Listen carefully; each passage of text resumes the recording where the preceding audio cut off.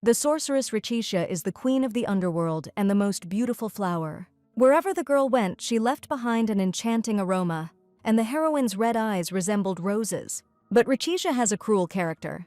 The girl did not spare anyone who stood in her way. In the underworld, despite the fact that the heroine did not give anyone peace, people could not help but worship her beauty and strength.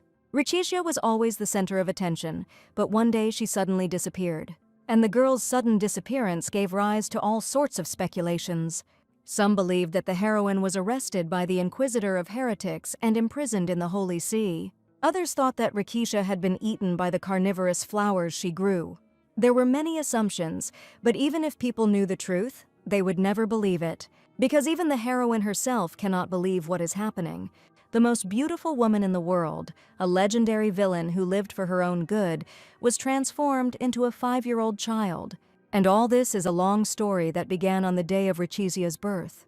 A month ago, a servant told the girl that Count Vasilian had secretly adopted a child. Continuing, the young man also said that the Count was hiding his identity and going around the orphanage one by one.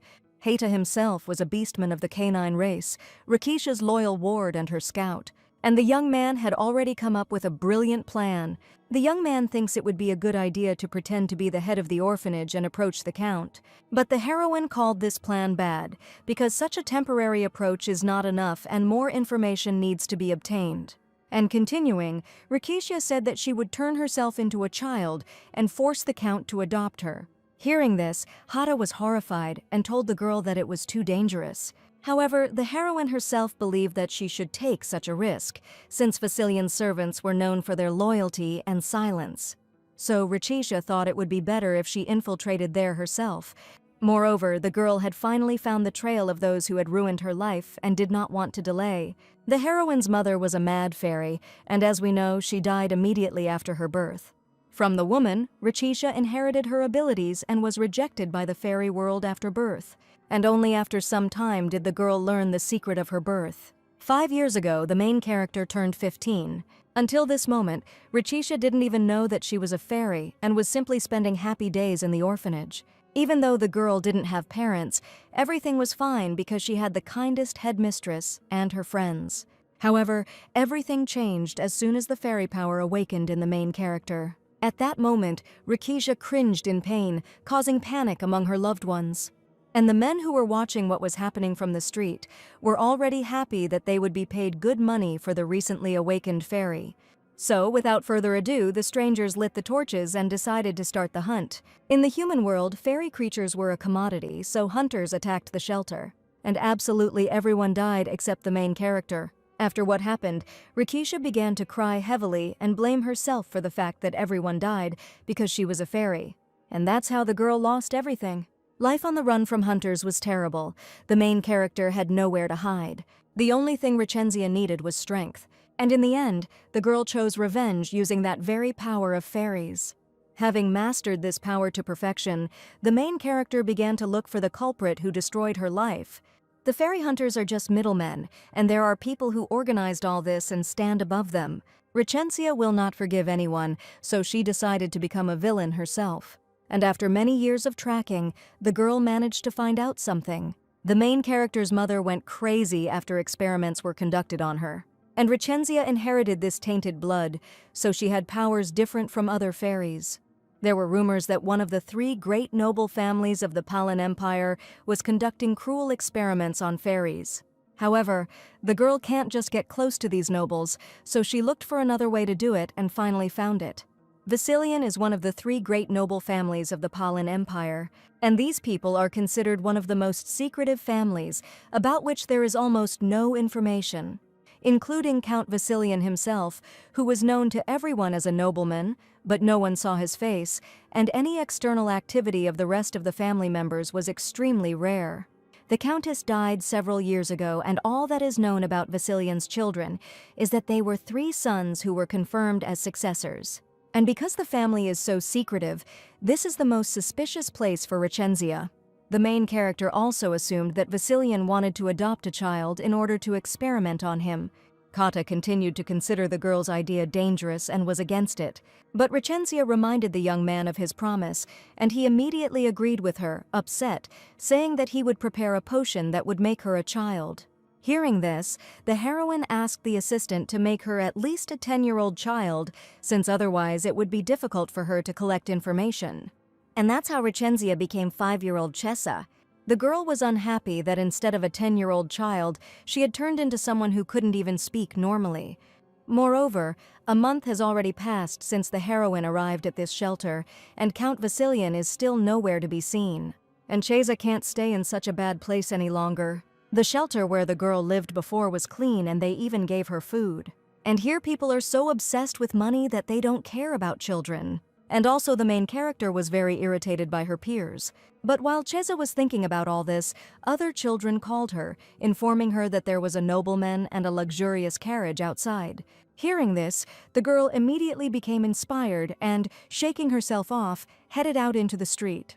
And the main character was shocked by what she saw. Good, thoroughbred horses, a luxurious carriage, and a worthy servant. And looking at everything, Chesa assumed that it was that same Count Erwin Vasilian who had arrived. At that moment, the young man himself announced that he was going to take a child into his family. The main character, having heard this and being convinced that this was the person she needed, was very happy. And while the woman was offering Erwin tea, Chesa mentally noted that he really did look stern. And the Count, refusing tea, explained that it was a waste of time. And continuing, the young man showed where he wanted to begin the examination. Hearing this, the girl realized that she needed to somehow attract Erwin's attention. After all, judging by the Count's appearance, he is already beginning to lose patience, and, if this continues, Chesa will remain unnoticed. And while the heroine was thinking about this, the young man was already heading for the exit, saying that he did not see a child who would suit him. However, at that moment the girl attracted attention with a scream and stopped the Count, because Chesa had been waiting for a whole month and couldn't miss her chance. Therefore, trying to get out of the crowd, the main character began asking Erwin to take her away. And when the girl approached, the young man asked why he should take her. At this, the main character frowned a little and replied that the young man should take her because she was charming, and Chesa believed that this was the only way to make Erwin choose her. After all, the Count deliberately emitted a murderous aura in order to find a child who could withstand at least that amount of it. That is, a young man needs a completely fearless baby. And while the girl was thinking about this, Erwin approached her, asking her name. Hearing this, the main character became a little nervous, but replied that her name was Chesa. After these words, the young man frowned again and noticed that Chesa looked very similar to someone. The girl didn't understand this at all and began to think about what the Count was talking about. At that moment, the young man himself took the heroine in his arms and announced that he was taking her. And continuing, Erwin told the girl that from today on he was her dad. Chesa, seeing the Count's smile, was a little scared since she did not understand why the atmosphere had changed so abruptly. And when the heroes left, all the other children trembled with fear and worried about the girl. At this time, Chesa, sitting on the young man's lap, felt very uncomfortable, and the young man immediately noticed this, noticing that the main character was fidgeting. Then, continuing, Erwin suggested that the girl was not used to having a father. Therefore, the young man prepared a gift for Chesa. And after these words, the Count put 2 bracelets on the main character's hands. The girl herself was very outraged, as she realized that a mana suppressor had been placed on her. However, Chesa didn't find it strange because she was sure that Erwin couldn't accept her so easily, and the young man clearly wanted to check whether the heroine had really turned into a child. But ever since the girl drank the potion from Hata, it has become impossible to find her, because the power of beastmen and other mythical creatures is different from mana. And thinking about this, Chesa thanked the young man for the gift, but noted that it was a little heavy for her. And looking at the Count's smile, the heroine mentally asked him what it would be like to be the one who uses a mana suppressor on an innocent child. At that moment, the young man himself took off his suppressors and said that he had taken the wrong gift, so he would give the bracelet later. Erwin also told the girl that if she wanted anything, she could just let him know, and the young man will fulfill all of Chesa's wishes. However, in return, the Count also has one request. Therefore, the main character only needs to promise the young man to fulfill one request. The girl, feeling an ominous feeling, realized that there was definitely some purpose in her adoption, and Cheza assumed that, as she thought, the Duke's family had been experimenting on fairies. While the main character was thinking about this, the carriage was stopped by knights in order to conduct an inspection. When Erwin asked about the purpose of the inspection, the employees said that they were looking for the witch Rachitia. Cheza was surprised at first when she heard this, but then she realized that it made sense, considering the commotion she had caused. However, at this moment the Count noticed that the girl had been quite quiet lately, and the heroine immediately mentally assumed that Erwin was following her movements, but she did not understand why he had an interest in her, who was in the criminal world. The Count did not want to give his name, and the knights warned that they would not be able to let him in without identifying him. That's why the boys also want Erwin to get out of the carriage. But the young man replied that this would be problematic, since he would like to keep the fact that he had adopted a child a secret. And after these words, the Count's eyes became brighter, and he said that everyone present should forget about what had happened. And the knights, under the influence of mana, instantly froze and reported that they understood the young man. Cheza was shocked by this, since the dark arts are forbidden even in the Empire, and one of the greatest aristocrats turns out to be a dark magician. Erwin himself turned to the girl, apologizing and noting that she had seen something unpleasant, but there was no other choice, since the knights were too stubborn.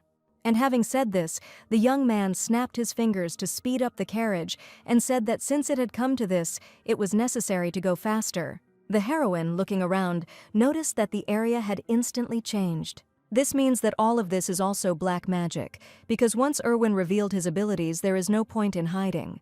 While Cheza was thinking about this, she and the young man reached the Vasilian estate, and the young man, calling the heroine his daughter, invited her to the Castle of Snakes.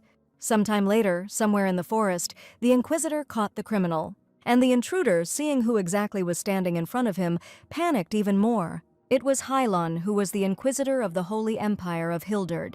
And the young man informed the criminal that now that he had entered into a contract with the forbidden power, he must be killed. And at the moment when Hylon dealt with the man, knights ran up to him. Seeing his team, the young man asked them about news about the witch. And one of the knights replied that they were checking everything, but no information had come in yet. Hylon immediately remembered how Rachitia, hanging over him, called him her prey. And the main character also asked the young man not to die so carelessly. However, now the young man wondered where Rachitia herself had disappeared to. At this time, the girl was lying in bed very unhappy. After all, once again Erwin decided to put the main character to bed. A week had already passed since Cheza had arrived at the estate, but the Count still followed her around. The girl wants to get out of this body as quickly as possible, but because of Erwin she can't do or find out anything. All this made the main character feel like the young man had found out about her true identity and was now simply mocking her. But Cheza is still sure that the young man is hiding something.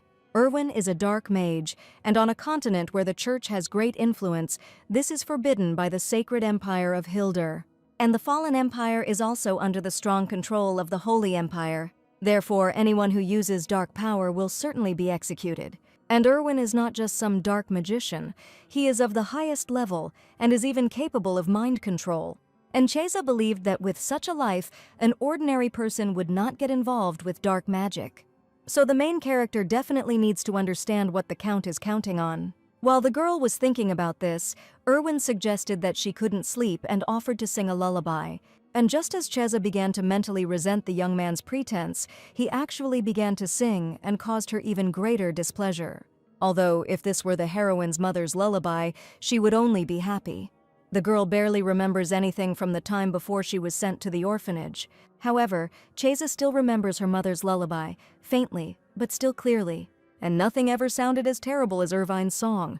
But still, while the main character was thinking about this, she began to fall asleep. After some time, the girl woke up and was unhappy that her stamina had become very low, and the Count, seeing that Cheza had woken up, remarked that now was the ideal time for this, since something interesting was happening outside. After these words, the young man took the heroine in his arms and carried her to the window. And continuing, the young man reported that the Shazy brothers were returning home. Almost nothing is known about the boys themselves. The heroine only knows that the eldest has turned 13. And the younger twins are 11 years old. Erwin, having told her about his sons, offered the girl a job. And Cheza, although she didn't understand why they were constantly hiring her and not giving her personal time, agreed.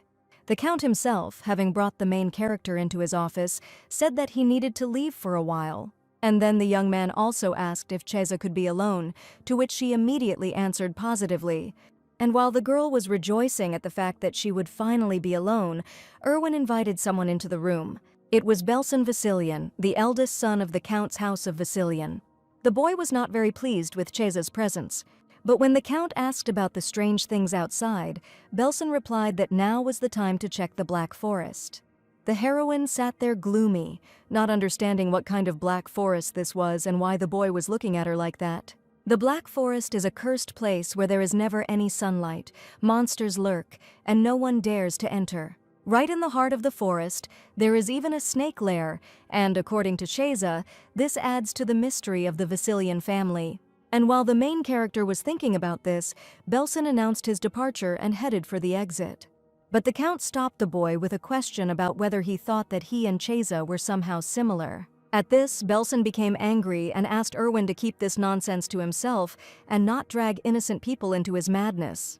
The girl mentally noted that the conversation was very tense, and the young man, assuming that the heroine was surprised, explained that his elders were a little rude. After these words, the Count stroked Cheza on the head and said that it was time for him to go. Erwin also warned the girl that he would return late, so she did not need to wait for him. The heroine herself thought that this was already the second time he said that she looked like someone. The first time was at the shelter, and the second time is now in front of Belson. And, in the heroine's opinion, if Erwin really meant Richenzia, then her adoption was not a simple coincidence. That's why the girl is very interested in what the Count is trying to achieve. Thinking about this, Cheza asked the young man who she looked like. The young man was a little confused at this and was unable to answer right away. But having thought of what to say, Erwin said that he would tell everything when he returned home. However, the main character must wait patiently for the Count. And after these words, the young man said goodbye to Cheza and she waved back. The girl herself was already sure that something was happening in the estate. Therefore, deciding not to delay, the main character decided to find out absolutely everything about this Count's family today. And as soon as Cheza finds out everything, he will say goodbye to the estate. However, at that moment the girl felt someone's presence. And while the main character was looking around, someone grabbed her and covered her mouth with a hand.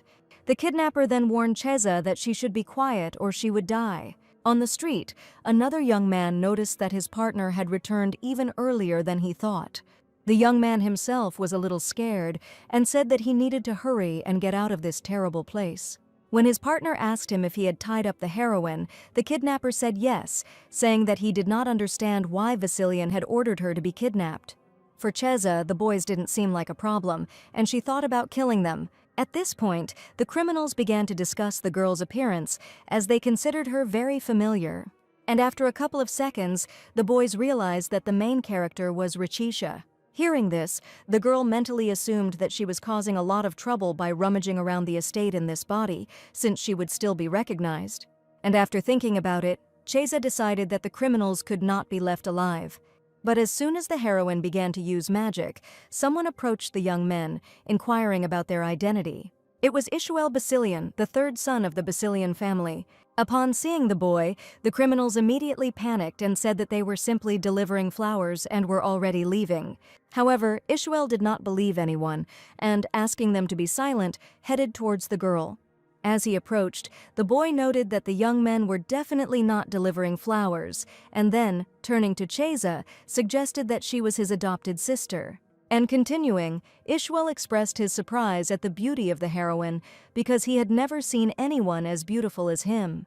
The boy was also curious why Cheza wasn't crying, and he thought she was stupid. And at that moment, the criminals decided not to stand still and kill 2 children at once. However, as soon as the young men were about to attack, everything instantly went up in the air. After all, initially, Ishuel wanted to wait until the girl cried and asked for help. But since the criminals decided to speed up their death, the boy will help. And having said this, Ishuel killed the young men and covered the main character with an umbrella so that the blood would not get on her. And seeing that Cheza still hadn't cried, the boy was again a little surprised and rhetorically asked her when she would give him her tears. The main character herself was shocked by what was happening and mentally noted that everyone in this estate was crazy. At this time, Belson was sitting with papers and suddenly there was a knock on his office door. It was Ishwel, who immediately expressed his admiration for the girl. And continuing, the boy said that he wanted Cheza to belong to him. But Belson, realizing that his brother had saved the heroine, called his actions useless. And the girl herself, hearing this, was mentally indignant because although she did not expect to be accepted as one of their own, she did not think that they would treat her so heartlessly.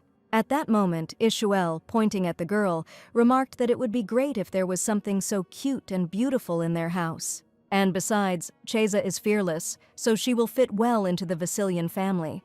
Listening to all this, Belson began to think that his brother did not understand that it was not just about adoption, but he replied that he understood everything and thought that it would be good fun. After these words, the boy immediately frowned and assumed that his brother intended to support his father's latest madness. But Ishuel replied that he was not sure about that. However, the boy thinks that it would be nice to have such a cute sister at home.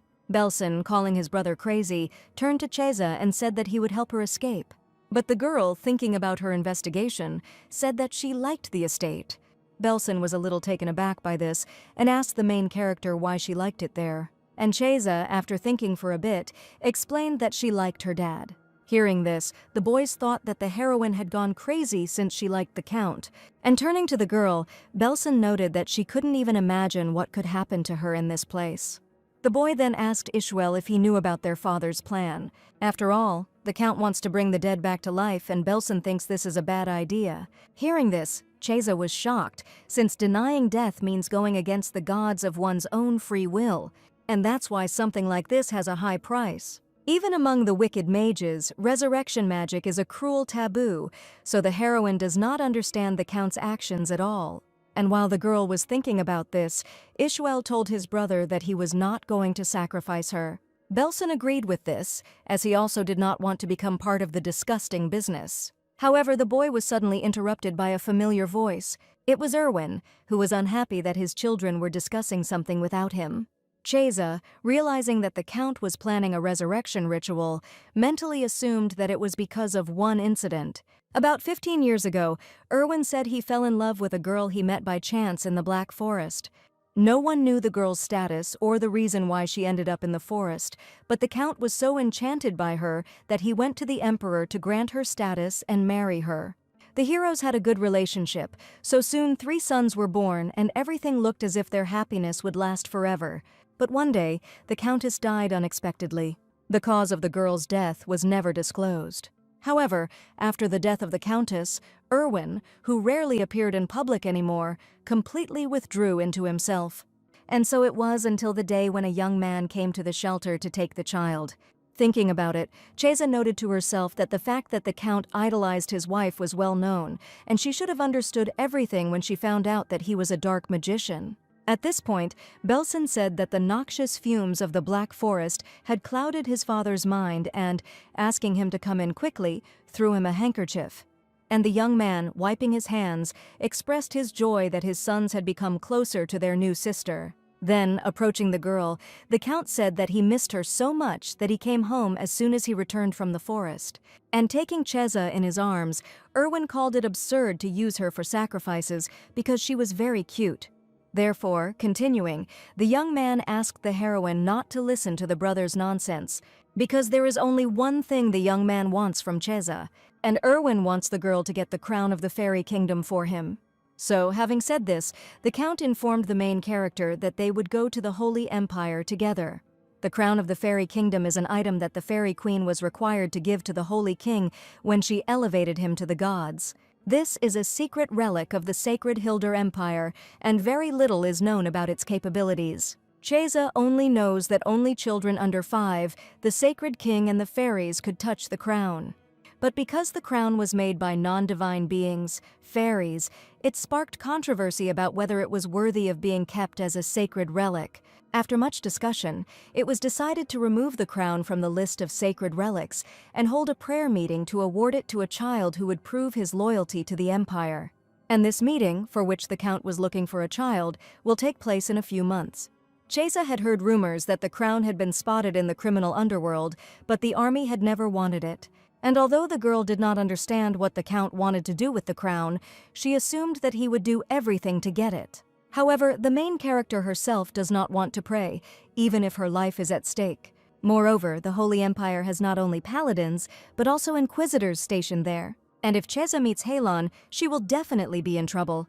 Moreover, being part of the criminal world and not a saint, the girl is completely incompatible with the Holy Empire, just like Erwin. And thinking about this, the heroine decided that she needed to run, because now that she knew the Count's goal, she had no reason to stay. Although Chesa is bothered by the fact that the young man's target is an object associated with fairies, her own life is still more important to her. Therefore, the girl believes that she needs to leave as soon as possible, and the main character prepared the Rose of Invisibility just for this purpose. However, suddenly someone walking behind Chesa stepped on the petal, and then the boy expressed his surprise at the smell of flowers and petals right in the estate. This was the second son of the Basilian family, Karka Basilian. Seeing the boy, the main character panicked and was outraged that everything had come together so coincidentally. And just a few minutes later, Chesa was sitting in the bushes, hoping that she had managed to break away from Karhi. The main character also didn't understand why the boy had such a good sense of smell. After all, the girl herself almost lost the flower while trying to escape from Karhi. And as soon as Chesa caught her breath and decided to get out, a boy found her. Karha himself immediately asked the heroine what she was doing there and found it strange that, following the petals, he found her. The girl was very confused and replied that she had just gone out for a walk. To this, the boy handed Chesa a flower he had found along the way and asked if it belonged to her. But hearing a negative answer, Karha thought about it, because the smell was very similar. And having said this, the boy approached the main character to smell her. Chesa herself began to become even more nervous, as she began to feel that she had been exposed in a very absurd way. However, the heroes were suddenly attracted by the ringing of a bell, and Karha immediately assumed that unexpected guests had arrived. Therefore, taking the main character in his arms, the boy decided to go to the main gate and check everything. At this time, near the gate, Count Rudin expressed his dissatisfaction with the behavior of Erwin, who received the imperial decree.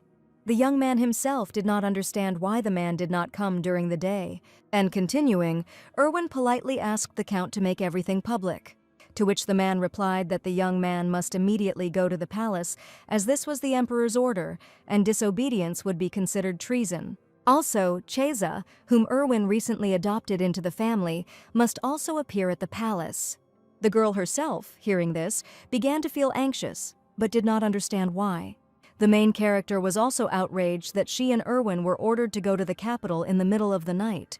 At that moment, the man mounted his horse and told the heroes to hurry, and Erwin remarked that it was very rude to call them somewhere at such an hour. Besides, the young man was already upset about Chesa's disappearance. The girl was shocked by these words, as she did not think that the Count had noticed that she had left. Erwin, taking the heroine in his arms, said that he was very surprised when he did not find her in the room and wanted to organize a search. After these words, the Count noticed his son and suggested that the girl had gone for a walk with him, to which she immediately agreed. And Karha himself noticed that Erwin was behaving very sentimentally, just like he had behaved with his mother.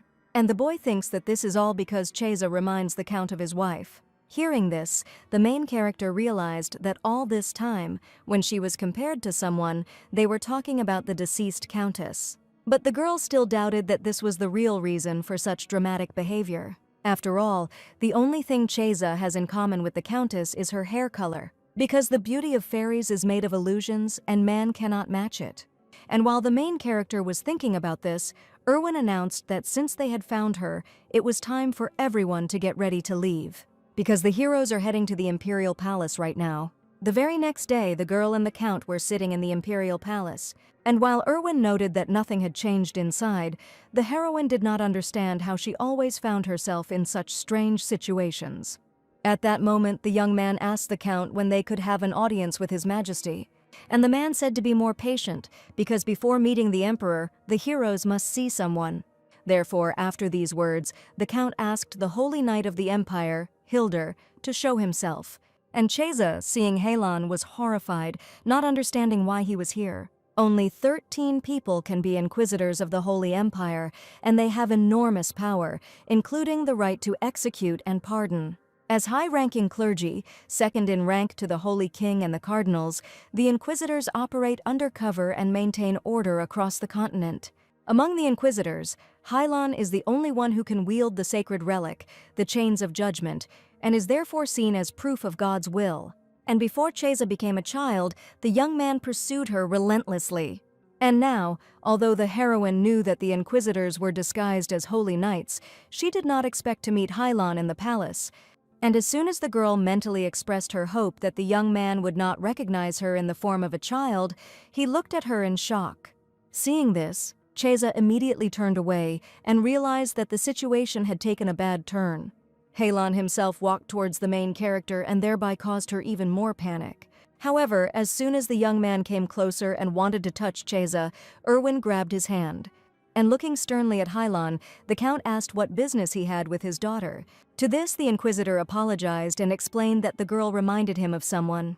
But Erwin found it strange that a 5-year-old child could remind him of someone, and the Count did not like these words, since such an attitude was disrespectful to Halon. Hearing this, the young man decided not to argue any further, and offering to get acquainted, gave his name.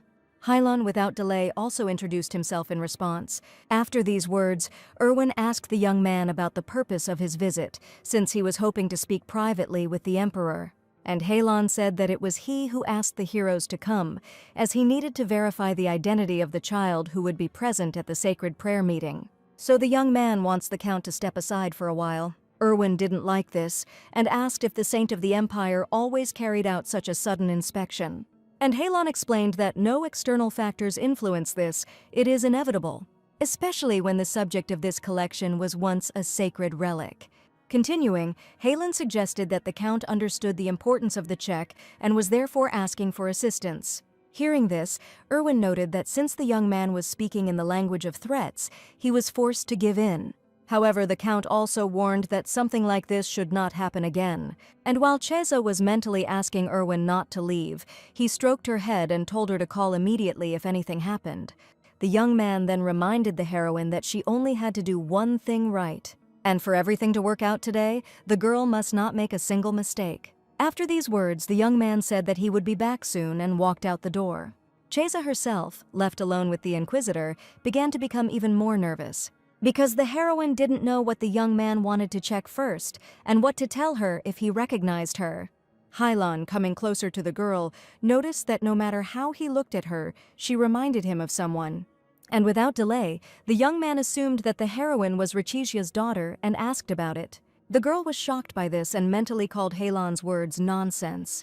Richicia's strong connection with the young man dates back to quite a long time ago. The first meeting of the heroes took place at a turning point in their destinies.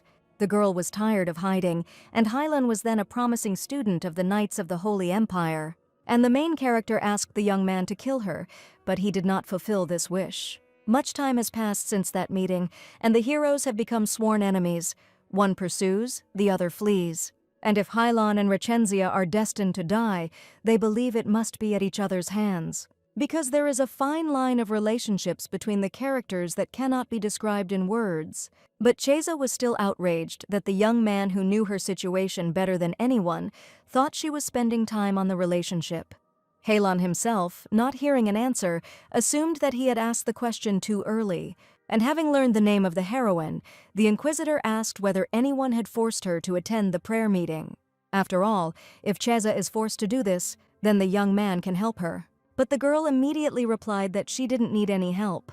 And after these words, Hylon decided to ask the heroine again about her mother and what she looked like.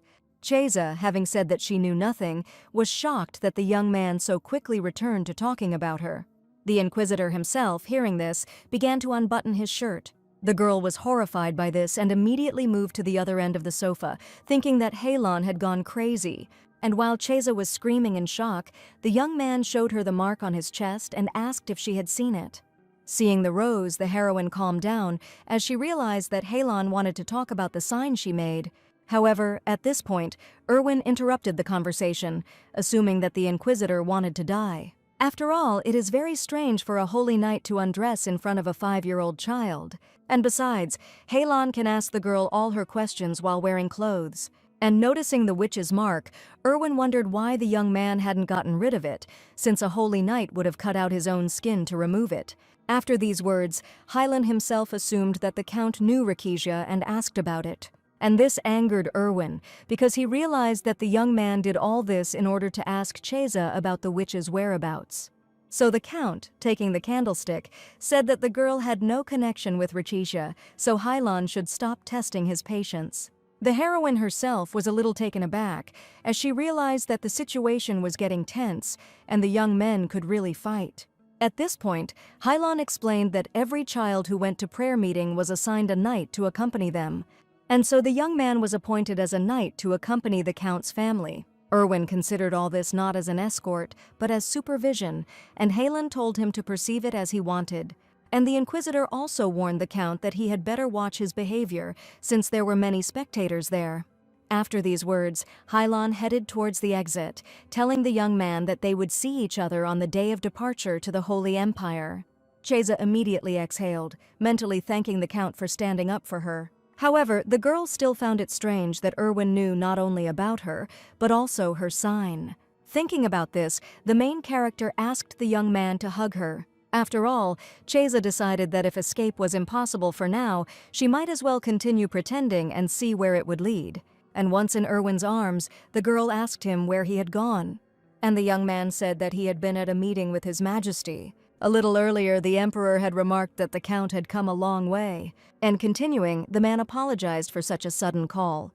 And then His Majesty suddenly remembered Hylan and asked the young man if he had seen him.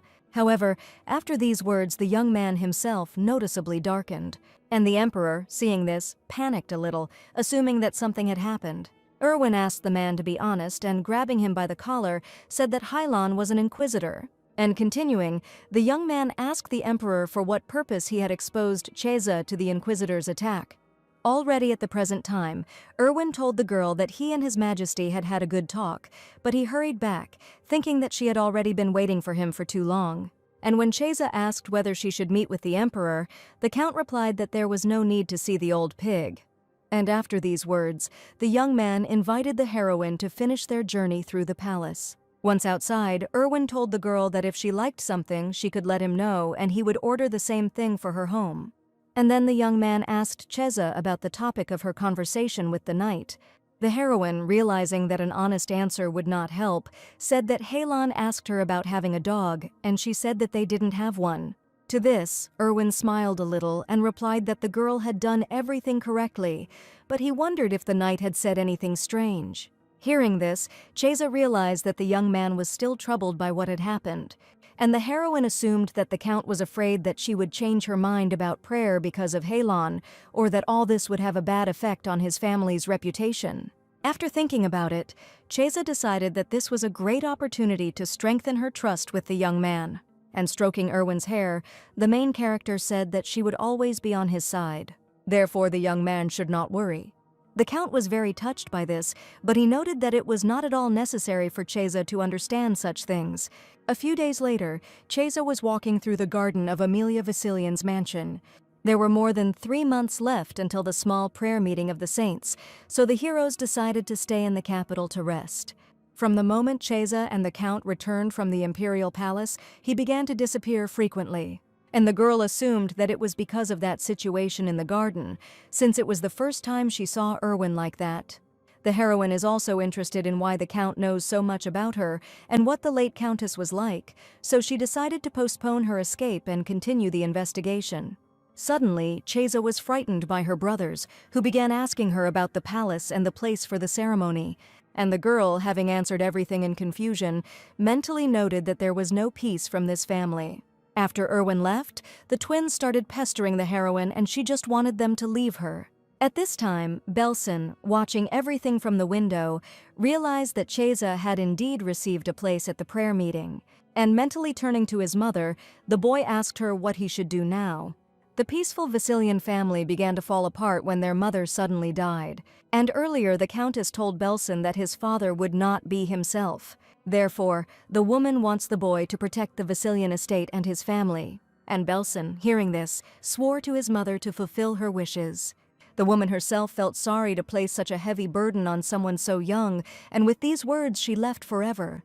And the death of the Countess changed everything. Ishuel, looking sadly at his brother, said that he had been looking for his mother since yesterday, but could not find her anywhere. And even Karha doesn't smell her mother and the brother who was in her belly. Belson found it hard that the younger ones, who were too young to understand what death was, were looking for the woman everywhere, and the boy still couldn't tell his brothers about it. Moreover, the Count's condition was much worse than the Countess thought. Erwin neglected not only the affairs of the Vassilians, but also abandoned his children in order to constantly sit with his late wife. And one day Belson approached his father and, covering him with an umbrella, asked him how much longer he was going to sit like that. After all, the Countess would not like to see the young man like this, and the boy asks him to come into the house. However, the Count continued to simply stare silently ahead, unable to find the strength to answer. And Belson, unable to bear it, shouted to his father that he could not fall apart like that. Since Erwin is the serpent who rules the Black Forest, he has duties and responsibilities. After these words, the Count began to laugh quietly, and the boy was taken aback by this, not understanding such a reaction. At that moment, Erwin's quiet laughter turned hysterical. It was the day when the young man reminded himself that he was Basilian, and then the Count decided that perhaps he could resurrect the dead. So, after his mother's death, Erwin finally went crazy, and being next to his father, the boy saw how a man who looked ordinary on the outside slowly and irrevocably broke down from the inside. Finally, disregarding all laws, Erwin dared to touch the forbidden, and Belson witnessed the actions of his father, who was already confident that he could resurrect the Countess. Now the boy believed that he should be careful, because if Erwin's plan finally found its victim, the Vassilian family would be destroyed. And because of this, innocent children will die, and the Countess certainly would not want that. But Belson didn't know what to do, because even the twins started to support this madness, and the main character settled in much better than Belson expected. And continuing to look out the window, the boy mentally noted that if the brother his mother was carrying had been born, he would have looked like Chesa. And remembering how the girl enjoyed life with them, Belson tried to understand what was so beautiful about this place. After all, the boy himself despises absolutely everything. Belson's thoughts were suddenly interrupted by her father, who suggested that he had become warmer towards his sister. At this, the boy turned around sullenly and remarked that the Count should stop sneaking up on him and scaring him like that. Continuing, Belson expressed his displeasure at the young man's involvement of a child in his plan. But Erwin, smiling, suggested that the boy call it pure love. Belson didn't react to this in any way, and asked his father what he was going to do next. After all, the Count publicly announced his participation in the prayer, which means Vassilian will now find himself in the center of attention. Therefore, the boy believes that it would be wise to begin to expand the family's influence outward. After listening to everything, Erwin remained silent for a while and said that he would think about it. Belson didn't believe his father's words and was sure that he wouldn't even listen to him. Because the boy sees that the Count's gaze is not directed towards the future of the Vassilian family, the young man looks only at the past, which he does not want to let go of, and the boy understood that Vassilian could not sacrifice his future to the past. All the more so because of the oath Belson made to his mother. And thinking about this, the boy told Erwin that he would protect this family. Just as the Count is willing to break the rules, Belson will do everything to stop him. A couple of weeks have passed since the day the heroes arrived at this place, and Chesa has already gotten used to the excessive attention of her brothers. Although the main character did not understand why the boys were so happy about their roles as older brothers. But still, Chesa believed that the boys could be useful, so there was no point in ruining the relationship with them. However, the girl did not know how to conduct an investigation with this approach. At that moment, a servant came to the children and informed them that Belson had ordered them to come to him. Since Count and Countess Rudin decided to visit the mansion, once in the office, the woman, seeing the children, said that they were very charming. And Chesa, noticing the Count, mentally noted that it was he who came that night and did not understand why he came to them again. The Countess introduced herself and said that they had been tasked with teaching the children etiquette, and the man added that the Emperor had ordered them to personally greet Erwin's new daughter, so the heroes should take it as an honor. Besides, the Count believes that it was high time to start educating the children. The girl remembered that the last time Erwin didn't get along very well with the man, so it seems to her that Ruden's real goal is observation. At this point, the woman said that it was worth starting with Cheza as soon as possible, because a young lady of a count's house should not behave like a child from an orphanage. Hearing this, the girl was a little surprised and decided not to react in any way, because she considered it stupid that the countess began by insulting the child. However, Kara thought differently and asked the woman to watch her words. And continuing, the boy put the sword to the countess's neck, saying that they too hear all this. Ishuel also did not remain silent, saying that they considered it terrible to hear such things. And this makes the boys wonder whether they should kill the Rudens or let them live. At this time, Belsen, seeing this, could not bear it and shouted to his brothers. After these words, the boys immediately froze and fell silent. And Belsen, continuing, asked for forgiveness and explained that his brothers were simply too young. But the man did not tolerate this and shouted that such behavior was absolutely disrespectful. Moreover, the count was very unhappy that Erwin had left a child as a replacement. Continuing, the man also said that he now understands how everything is arranged in this house. And for the count, all this was obvious, because the children's behavior screamed that they grew up without a mother. After these words, the man left, saying that this should not be missed, and that care must be taken to ensure that everything reaches the count. Ishuel immediately turned to his brother with a request to allow him to deal with the man right now. However, Belsen politely asked everyone to stop. And having said this, the boy silently walked out the door. Cheza, seeing this, immediately asked Ishuel to put her on the ground. After all, the girl thought that she needed to check on Balan since she was working undercover anyway, and being nice wouldn't hurt. Walking down the corridor, the heroine was stopped by her butterfly, which led her to one of the doors. And when she opened the room, Cheza was a little surprised, because the boy was sitting on the floor and crying. And the girl, without delay, approached Belsen and said that she would also sit here for a while. Cheza herself felt that she had to console her brother, but still the girl wasn't sure about it. And so the main character decided that she would simply sit next to Belsen, as she did with Hata. Belsen at that moment explained that Karka and Ishuel stood up for the girl Vasilian, and not for her own sake. And the boy himself does not want Cheza to become part of their family. So no matter how hard the girl tried to charm Belsen, it was useless. The heroine, curious about what it means to charm, handed the boy a flower. Continuing, Cheza explained that the smell of flowers can make people feel better. Belsen himself was shocked by this and froze in place. After all, before, his mother gave the boy flowers, saying that if he smelled them, he would feel better. And remembering this, Belsen began to cry heavily. But then, having calmed down a little, the boy said that he simply wanted to keep the promise he made to his mother. However, the Count and the Belsen brothers behave as they please, and at this rate the Vasilian family will be destroyed. And the boy believes that he must protect his family, since Vasilian is the only place where the memory of his mother lives. Belsen wants to protect what is dear to him, so he will not allow the girl to become part of the Vasilians. After all, if Cheza joins the Count's plans, this family will be destroyed, and he doesn't want an innocent child to suffer from all this. The girl, listening to all this, mentally noted that Belsen was pretending to be an adult, although he himself was still just a child and was sitting crying in the corner. The boy himself continued and said that there was no point in Cheza getting involved in all this, and he would get her out of here as quickly as possible. After these words, Belsen told the heroine to go and not waste time, and as soon as Cheza started to walk out the door, the boy thanked her for the flowers.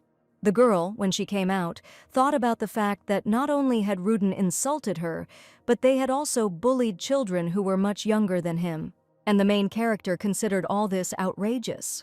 So Cheza decided to show the Count and Countess what the villain was capable of. That same night, Count Ruden was drinking wine at his estate. The man was glad that Erwin could not have any power over him.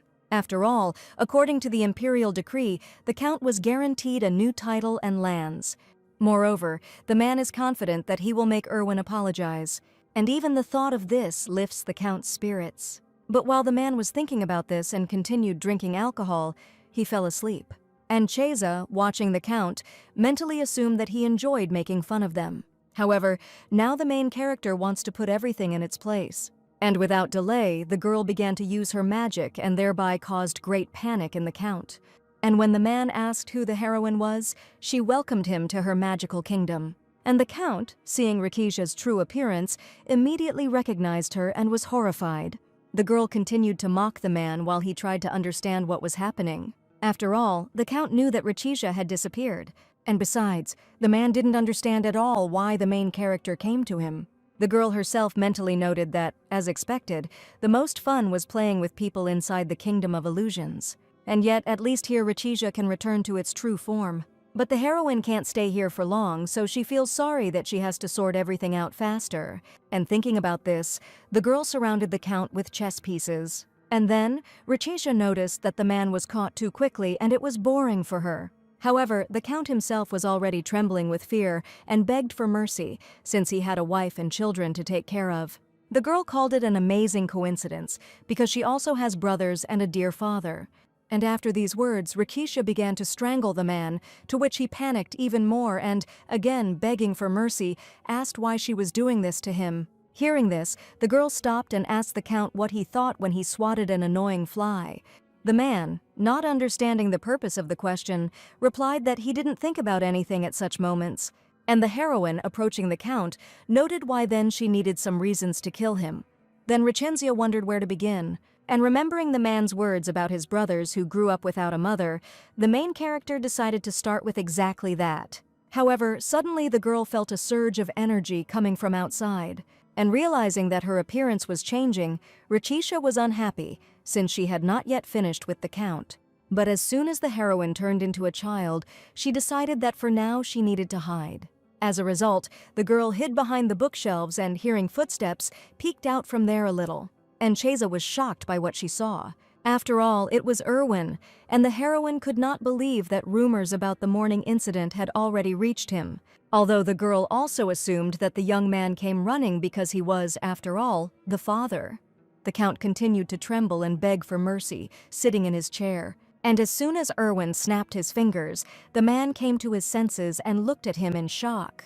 Then the Count immediately began to accuse the young man of disrespectfully making fun of him in the realm of illusions. Erwin himself smirked at this, and saying that he did not understand what was being discussed, suggested that the man had seen a nightmare.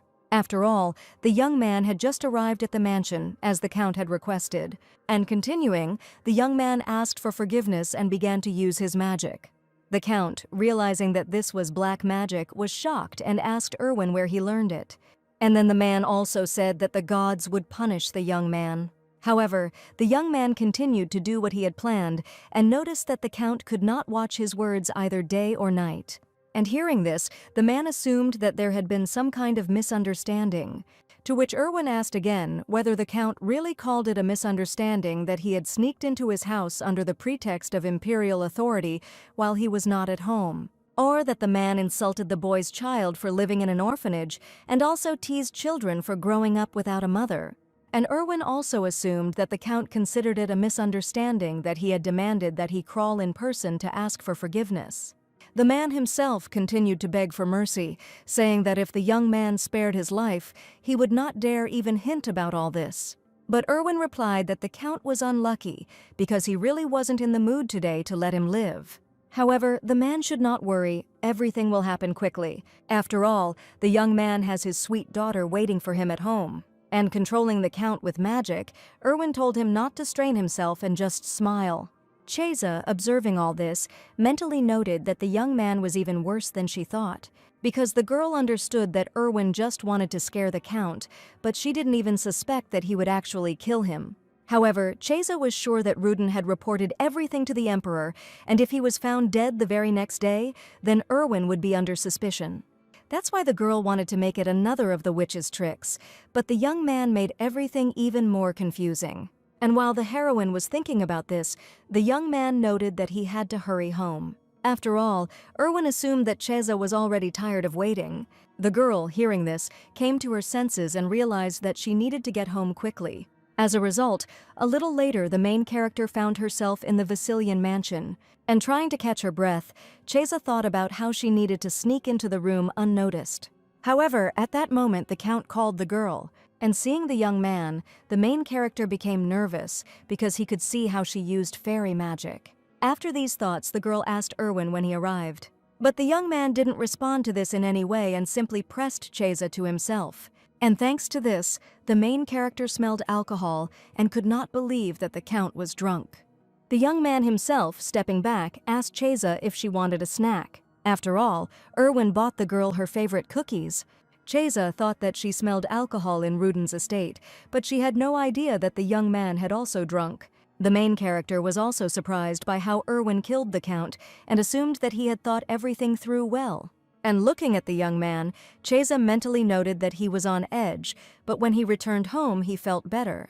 After these thoughts, the girl expressed her joy with cookies, and Erwin said that he thought of her and bought them on the way back.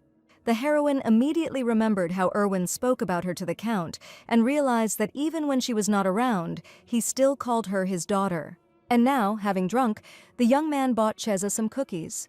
And for the first time in a long time, someone cares about the girl like this. At this point, Erwin announced that since he had found the heroine, he could sleep. And then the Count snapped his fingers to move into the room. Already in the bedroom, Ivrin lay down next to the girl, saying that he would sleep with her today. The main character herself was surprised and unhappy that the young man went to bed without even changing his clothes. The young man said that he easily got rid of the person who insulted the Vassilian family. However, Erwin later noticed that he was acting a little strange today. And having apologized, the Count said that he should not have drunk so much because when he returned home, his intoxication began to increase. Chesa, listening to all this, noticed that Erwin, who had cruelly dealt with Rudin, was behaving very nicely with her.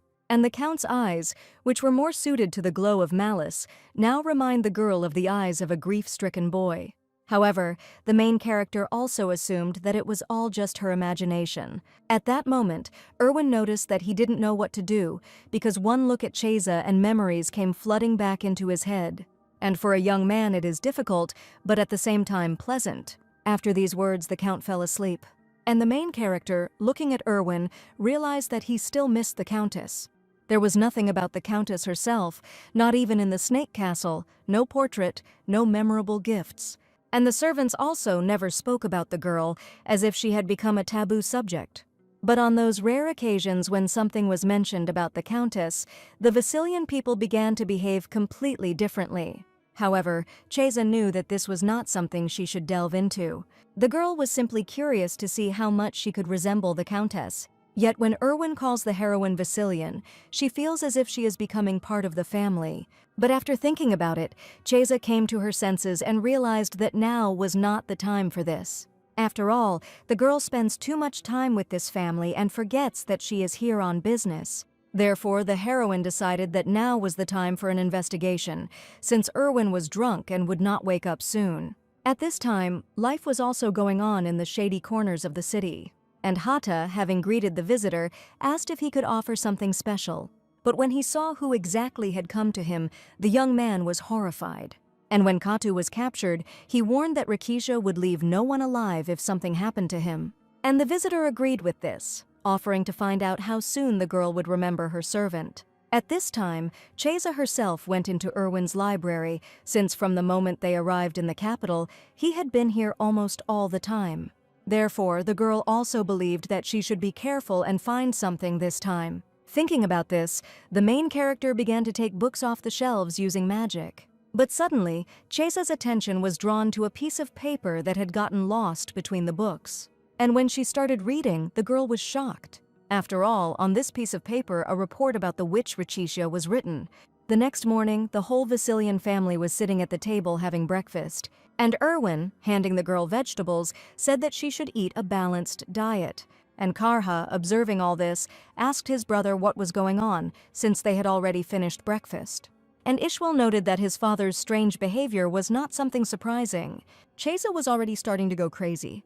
Because the report the girl found in the library contained some valuable information about her, starting with the mystery of the main character's birth, continuing with the events that Rikisha experienced, and also information about the girl's distant past. And Chesa understood that only a person closely connected to the criminal world could have obtained such information. The girl searched all night but found nothing, and now she will have to sit through breakfast with terrible anxiety. And while Chesa was thinking about this, Erwin said that the news said that Count Rudin had a heart attack. Hearing this, the heroine mentally noted that such news about the Count, who served the great son of the empire, was not surprising. After all, nobles consider reprisals against themselves a disgrace and often hide it in this way, and Cheza was surprised that Erwin had even thought of this. At that moment, Belson hit the table with his fork and asked his father why he killed Count Rudin. And the heroine, hearing this, was not surprised, because as she had thought earlier, the boy had guessed everything. Belson himself continued and said that he could deal with it. And even if Erwin had not intervened, the boy would have decided everything as befits Vasilian. Continuing, Belson suggested that the father had a sudden sense of duty to the family and asked about it. And the young man, having answered negatively, explained that he killed the count because he wanted to. Hearing this, Belson remained silent for a moment and asked Erwin if he had covered all his tracks. At this, the young man grinned and asked if he should read the newspaper again. Although Erwin was sad to kill Count Rudin quietly, and he believed that it was all worth doing publicly, because the young man didn't like how the count said whatever he wanted. And having finished talking about this, the young man said that since they had a new family member, he thought of listening to the advice of his sons to return the name of Vasilian to the arena. Belson was shocked by what he heard, and having come to his senses, the boy noticed that this was indeed what he had hoped for. But Erwin should keep that in his thoughts, because once the young man enters the arena, he will have to restrain himself. The Count himself, having listened to everything, said that the first step would be a banquet organized by Duke Ibroel. Erwin has also already hired a new tutor to ensure that everyone attends classes regularly. The young man then asked Ishuel how the outfits were going, to which he replied that they would be available for pickup at the end of the week. And the young man, getting up from the table, announced that he would free up time to pick up the suits. In the meantime, the boys need to take good care of Shay and stay out of trouble. The girl herself, realizing that Erwin was leaving again today, thanked him for the food. And jumping off the chair, the main character said that it was time for her to go, because Cheza has a lot to do. Ishuel and Karka were taken aback by this, but did not say anything to the girl. The heroine, walking out the door, mentally noted that the aristocrats, proud of their supposed courage, allowed themselves to get involved with the criminal underground. However, in Ervina's case, things are not so primitive and his motives are definitely deeper. After all, besides everything else, the young man showed great interest in the main character, as if she were a fairy. Erwin's goal is to resurrect the late countess, and to do this he resorted to dark magic. But the girl assumed that this alone was not enough, and to replenish his powers, the count may have turned to fairy magic. And in the process of searching for answers, the young man, according to Cheza, could well have been experimenting on fairies. And now the girl was unhappy that she had let her guard down and thought that Erwin's goal was simply resurrection magic, excluding experiments on fairies. After thinking about this, Cheza decided that she needed help if she wanted to find the connection between the Count and the criminal underworld. Therefore, the first thing the main character needs to do is contact Kata. However, seeing how the butterfly did not know where to fly, the girl was taken aback. After all, this butterfly, created by the heroine's magic, can track the location of the target. The only reasons why this might not work is if the target dies or there is interference from other spells. And thinking about this, Cheza realized that someone had gotten to Kata and became furious. One day, when the sky was covered with rain clouds, the girl met Kata for the first time. The young man became the victim of experiments aimed at creating an eternal puppy, and when nothing worked, he was simply thrown away. Due to the side effects, Hata, unlike other beastmen, could not hide his ears and tail. And the main character considered this to be a very pitiful fate for a creature of legend. But, thinking about it, the girl suggested that there might be a connection with experiments on fairies. And in a normal situation, Richitia would have passed by, but it was this very guess that caused a surge of mercy in her. After some time, Hata came to his senses and awkwardly thanked the main character for her concern. However, either the cruel experiments erased the memory, or for some other reason, the memories left the young man. And realizing this, Richitia noted with disappointment that Hata was not particularly useful. And after thinking about this, the heroine told the young man that if he wanted to survive, he had to hide his ears and tail. And then the girl completely removed Hata's ears and tail with the help of magic. By the standards of this place, Richitia did more than enough for the young man and gave him the opportunity to hide his true nature. But now Hata's fate was in his own hands, so after finishing, the girl asked him to leave when he recovered. However, the young man hesitantly asked the main character if he could stay with her. Hearing this, Rachisha mentally noted that the young man should first stand on his feet before swearing allegiance to someone, and after thinking about it, the girl said that she didn't want to keep the puppy. But Hata still followed the heroine, assuring her that he would help her find out everything about the experiments. At this, Rachisha turned around sullenly and said that if she had helped the young man once, she would not continue to do so, since she did not have much time. Therefore, Kata chose the wrong person and he should leave. And having said this, the main character was confident that this was enough for the young man to give in. However, Kata still did not retreat. The young man was constantly doing some useful things for Rachisha. It was as if the young man did not want to be rejected again and was desperate to prove his devotion. And one day, Hata excitedly told the girl that he had made a piece of jewelry that would suit her. Rachisha, looking at the next gift, decided that she should accept it, but do it coldly, so that the young man would understand that he should stop. And after thinking about this, the main character said that she would take the gift, so the young man should stop pursuing her. However, Hata himself was overjoyed to tears that the girl had finally accepted something he had done. And as soon as the young man added that he was very happy, the main character froze in place. After all, this was the first time since Rachisha became a witch. Previously, everyone humiliated and avoided the girl, but now someone is happy because of her. And Hata, even after this conversation, continues to desperately pursue the main character. So, in the end, Rachisha decided to keep the young man with her. And now, if someone finds out that Kata is directly connected to the girl, they will definitely use him to get in touch with her. And if the heroine wants to save the young man, she must return to her true form, but the reverse potion remains with him. However, if Chase's disappearance were to be revealed, it would have catastrophic consequences, so she needed to sort out the situation quickly. But thinking about this, the girl carefully looked out from behind the door and was surprised. After all, behind the door stood Chase's older brothers, who were getting ready to go somewhere. Upon seeing the girl, Ishuel informed her that they had urgent business outside, but that they would play with her when they returned.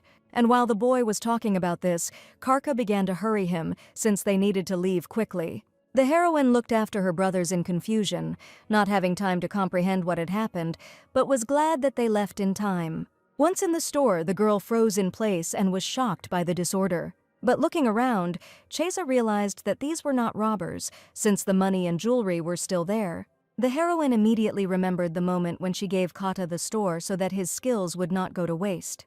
And the young man was very happy, promising to make it the best store in the world. Kata really cared about this store, but now everything is destroyed and he is gone.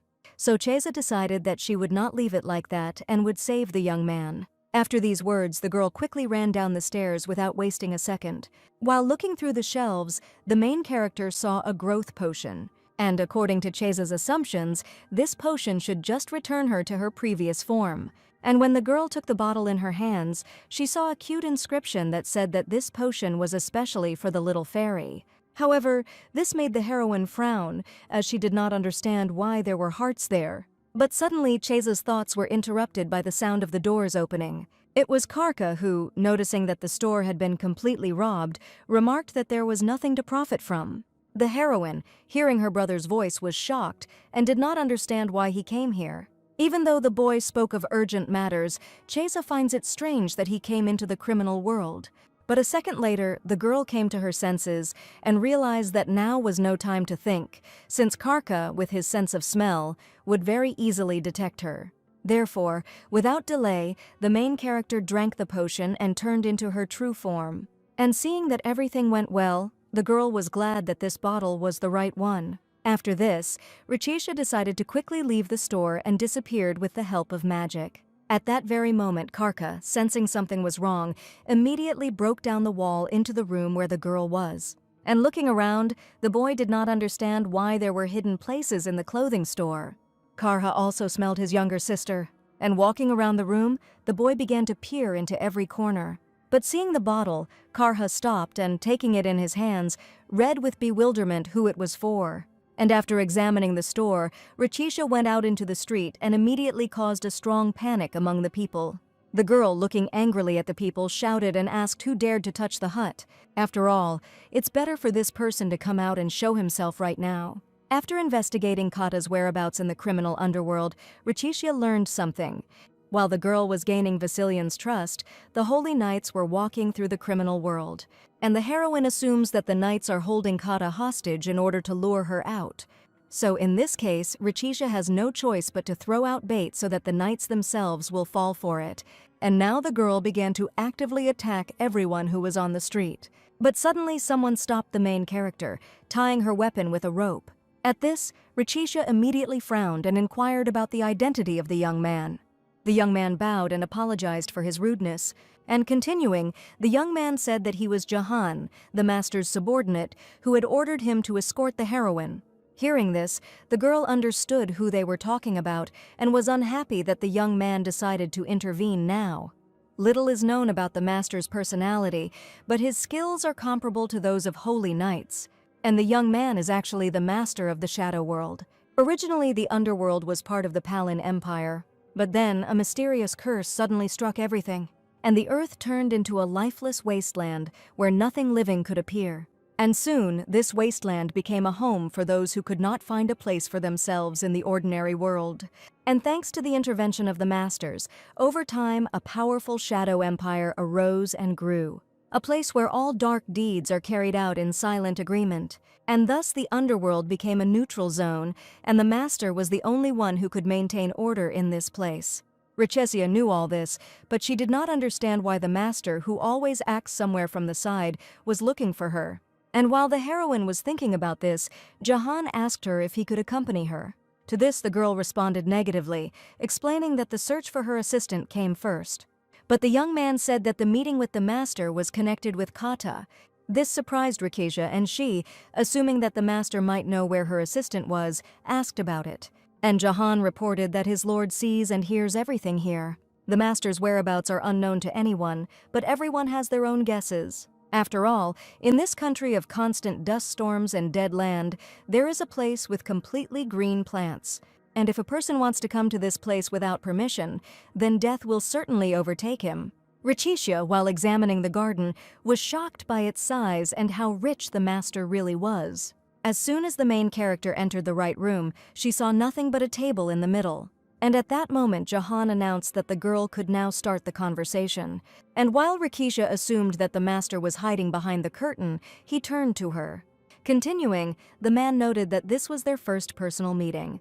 And the heroine, walking to the table, felt the heaviness of being in the same place with the master, but she would not let this shake her. The Lord himself asked the girl if she understood how many problems her behavior was causing. After all, recently holy knights have been wandering around the criminal world, and even the Holy Empire, which is driven mad by heretics, has always followed a clear rule, not to appear here. So this whole situation is really unusual. And the fact that knights are walking here means that someone higher up wants to contact Richesia. The girl immediately realized that among the high-ranking knights, there was only one who could be attached to her, and it was Hylon. But the heroine, although she understood this, decided that she should not reveal it to the master yet. However, as soon as Richesia said that she knew nothing, the master began to laugh, because the man knew that the main character left her mark on the knight's body. Hearing this, the girl confirmed her suspicions and explained to the master that she simply didn't know anything for sure. However, now it seems to the heroine that the Lord likes to undress the holy knights, since he knows exactly where the sign is. After these words, the master grinned and said that he even liked Richesia, and the man hopes that the heroine will survive and stir up the entire shadow world with her deeds more than once, so she shouldn't be too interested in him. The girl herself frowned and told the master not to give her orders, but the Lord explained that this was not an order, but advice. Richesia, having concluded that she simply needed to deal with the holy knights, noted that if the conversation was over, then she would go. To this, the master expressed his hope that the girl would really sort everything out, and he would not have to call her again. After these words, the main character headed for the exit, saying that there was no need to see her out. Thanks to this conversation, Richesia realized that Halon was the most likely suspect in the kidnapping of Hata, and since the girl left her mark on the Inquisitor, she will definitely be able to track him down easily. Therefore, without delay, the main character moved to Hylon with the help of magic, and Richesia was shocked by what she saw. After all, Kata was lying tied up and unconscious on the ground, Hylan, seeing the girl, expressed his surprise that the heroine came straight to the grave for the sake of that beast.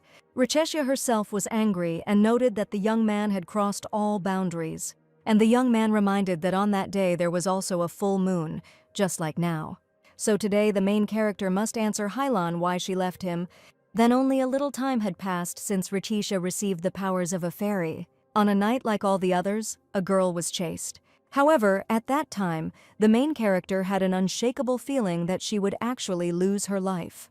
Rickesia never wanted to be a fairy and just wanted a normal life. But in the end, having fallen to the ground, the girl could not believe that everything would end like this. However, suddenly the main character saw someone in front of her and looked up. Opposite Rickesia stood a young man with eyes as blue as the sky and the sea, and the presence of the stranger seemed very divine to the girl. Therefore, the heroine decided that if she was truly destined to die, it would be better at the hands of this young man. And without delay, Rickesia asked the stranger to kill her. However, after some time, the girl woke up in panic on her bed, and looking at her hands, the main character tried to understand when she lost consciousness and why she was still alive. Also, after examining herself completely, Rickesia made sure that her legs were also intact and was very surprised because she really thought that she would die.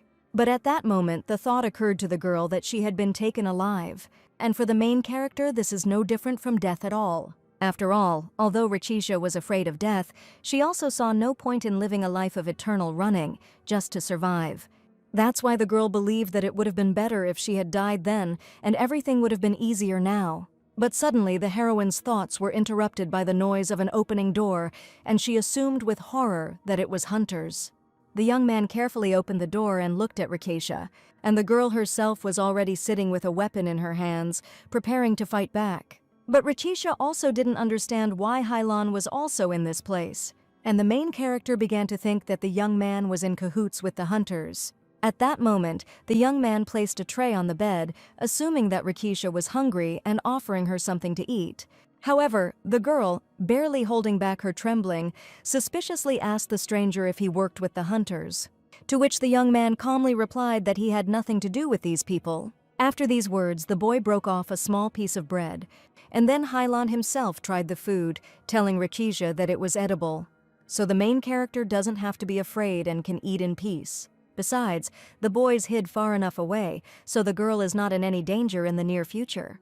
Rickesia continued to be afraid, because she was always betrayed. But the main character still decided to take a risk and trust one last time, and after some time the girl finished absolutely all the food.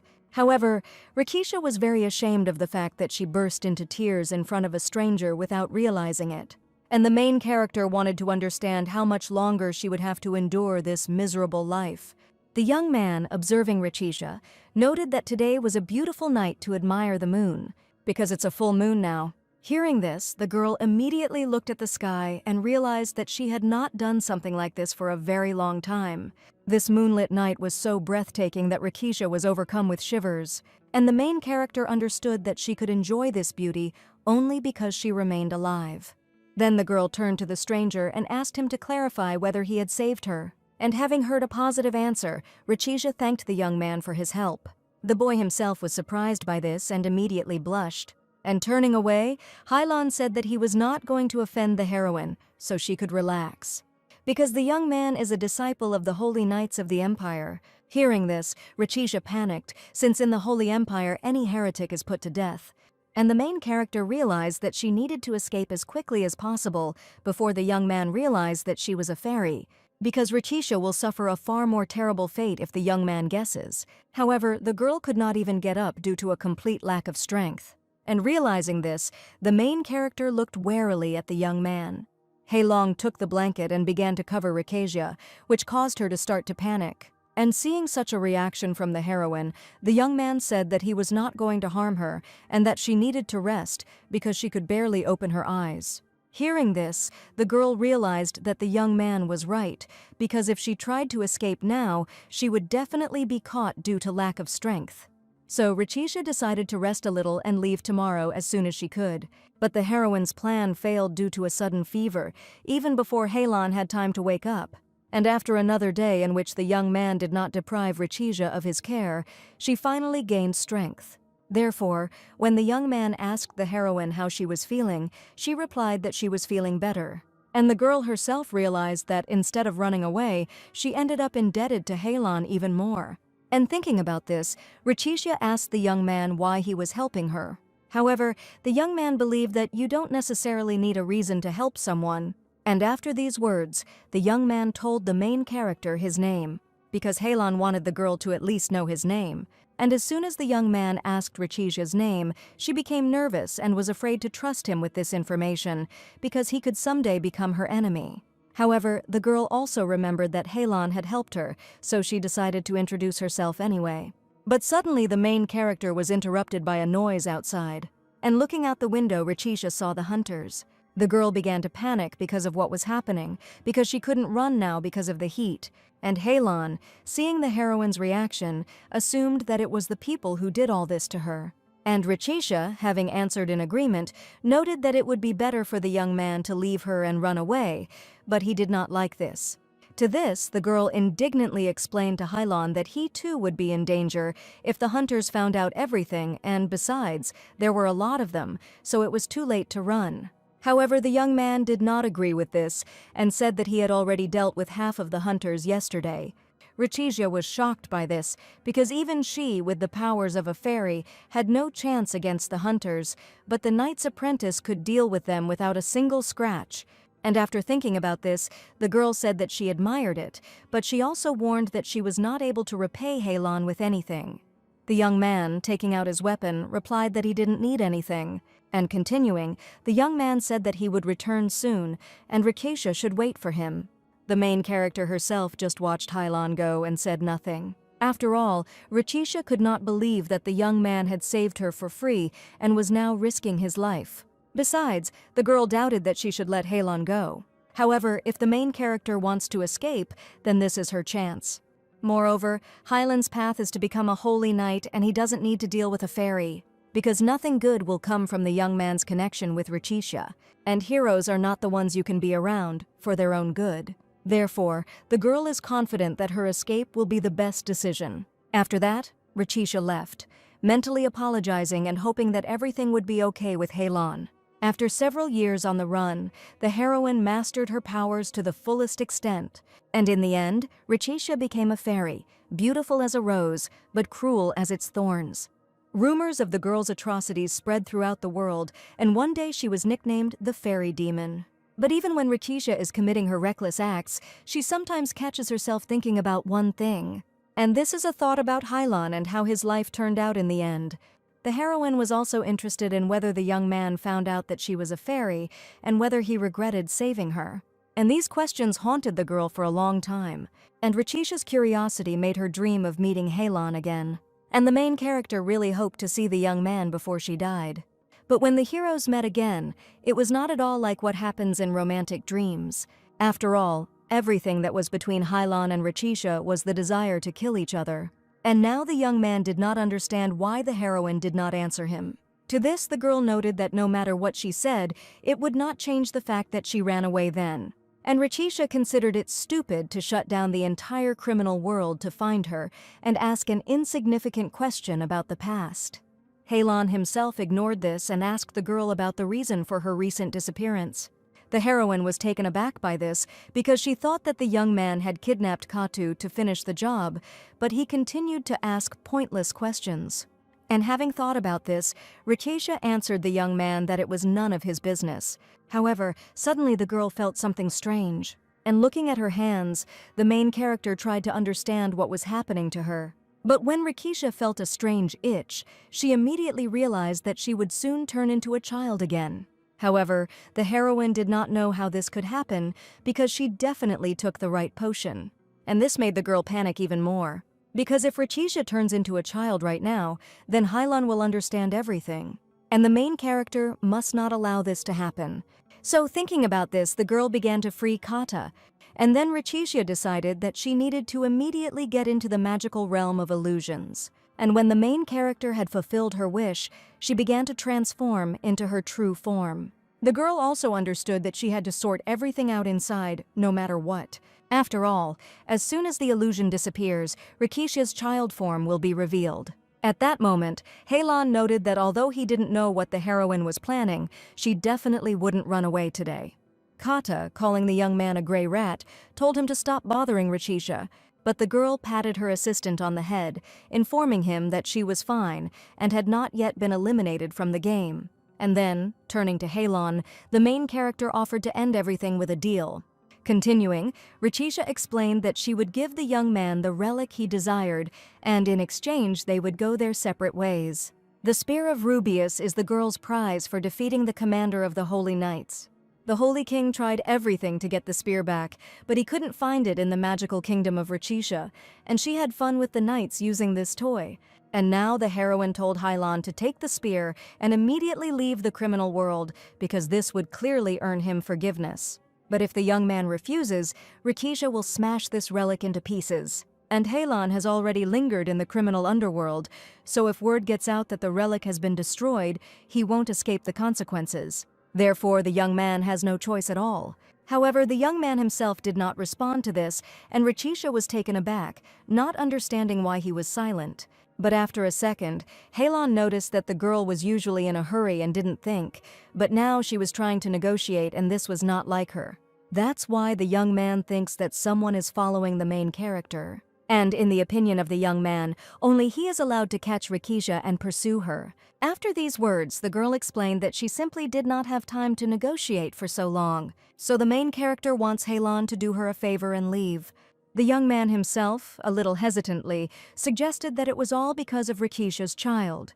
The girl immediately grimaced at this and was outraged that Halon was so fixated on a delusional thought. And thinking about this, the heroine threw a spear to the young man, asking him to stop talking. And then, beginning to use her magic, Richisha announced that she would take the young man's silence as consent. Hylon did not lose hope and tried to shout to the girl, but the heroine did not react to this in any way and simply threw the young man out of the magical world of illusions. The next day, everything was as usual in Vasilian's house. Luckily, last night passed without incident. The brothers also returned safely in the morning, and it was decided to close Kata's shop. However, the main character had a couple of problems. The first is that Richisha returned to her child form despite the potion, and now the girl has to wait until Hata develops a new potion. And the heroine's second problem is Karka and Ishwel. Karka unexpectedly went to Kata's store yesterday, but in the criminal world, people don't just go there, and he definitely had a reason. Therefore, Cheza believes that the Vasilian family still holds more secrets than she thought, and now the girl is not going to let down her guard, taking advantage of every opportunity. While the main character was thinking about this, Karka smelled the dog and immediately began to look around. Cheza also caught the scent and tried to understand why it appeared in the mansion's garden. And while the girl was thinking about this, a small dog suddenly jumped out of the bushes. Upon seeing the animal, the main character was shocked, as it was Hata. And Cheza thought that the young man was joking about living with her when he closed the store. And approaching the hut, the girl mentally asked him if he understood where he had come. However, at that moment, the main character felt her brother's gaze on her. And seeing how the boys were looking at her intently, Cheza realized that everything was bad. Therefore, turning to Kata again, the girl began to ask him to hurry up and leave. But Ishwel smiled and assumed that the heroine liked him. And Karha noted that children love small furry creatures. And after these words, the boys decided that they should wash the puppy and leave it in the mansion. The main character was shocked by this and could not believe that the brothers were seriously thinking about taking Kata in. And after some time, the assistant was running around the room, happy that he could finally be with Cheza. A minute ago, Erwin saw his children with the dog and immediately asked about it. And while the boys were telling everything, the main character mentally asked the Count to forbid them from taking the puppy. But the young man smiled and remarked that he could not refuse Cheza, although she still had to love him more than a dog. The girl, although she was unhappy with this decision, was reassured that she now had an ally. And Kata became interested in whether the heroine had finished preparing for the banquet, because she had even sewed children's hats for the boutique. Hearing this, Cheza remembered that at the last dinner it was mentioned that the Ebroel family was going to host a banquet, so it was time to try on outfits. However, the girl had not yet heard anything about the costumes and assumed that something had happened. And after some time, Ishwel, during a meal, expressed his dissatisfaction with the insult to the Vasilian family. After all, the outfits they sent were terrible, and the boy thought that someone was simply making fun of their appearance. And when Karhi said that everything was fine, Ishwel said that the suits didn't look at all like the ones he ordered. And the boy did not want to wear such things, much less have his younger sister wear them. Hearing this, Karha agreed with his brother, because then they would make fun of Cheza. However, the boy also explained that they did not have time to wait for new outfits and could try to decorate these ones. Besides, Karha knows one good store, Kata's store. The heroine was shocked by the fact that the boy was talking very calmly about the criminal world right in front of Ishwel. But almost immediately Cheza calmed down, since the store was closed anyway, and if she kept quiet, the problem would go away on its own. At this point, Ishwel agreed that they just needed to decorate the outfits a little, since there was no time left. After all, this is Vasilian's debut in high society, and the boy doesn't want anyone to look down on them. After this conversation, the heroes entered the room with clothes, and Ishwel immediately said that if he had picked up the fabric, it would all have gone to waste. Cheza, looking around, mentally noted that the suits looked normal, as Karka said, but something was missing. And Ishwel would have clearly chosen something more vibrant for his debut, so it's no wonder he's upset.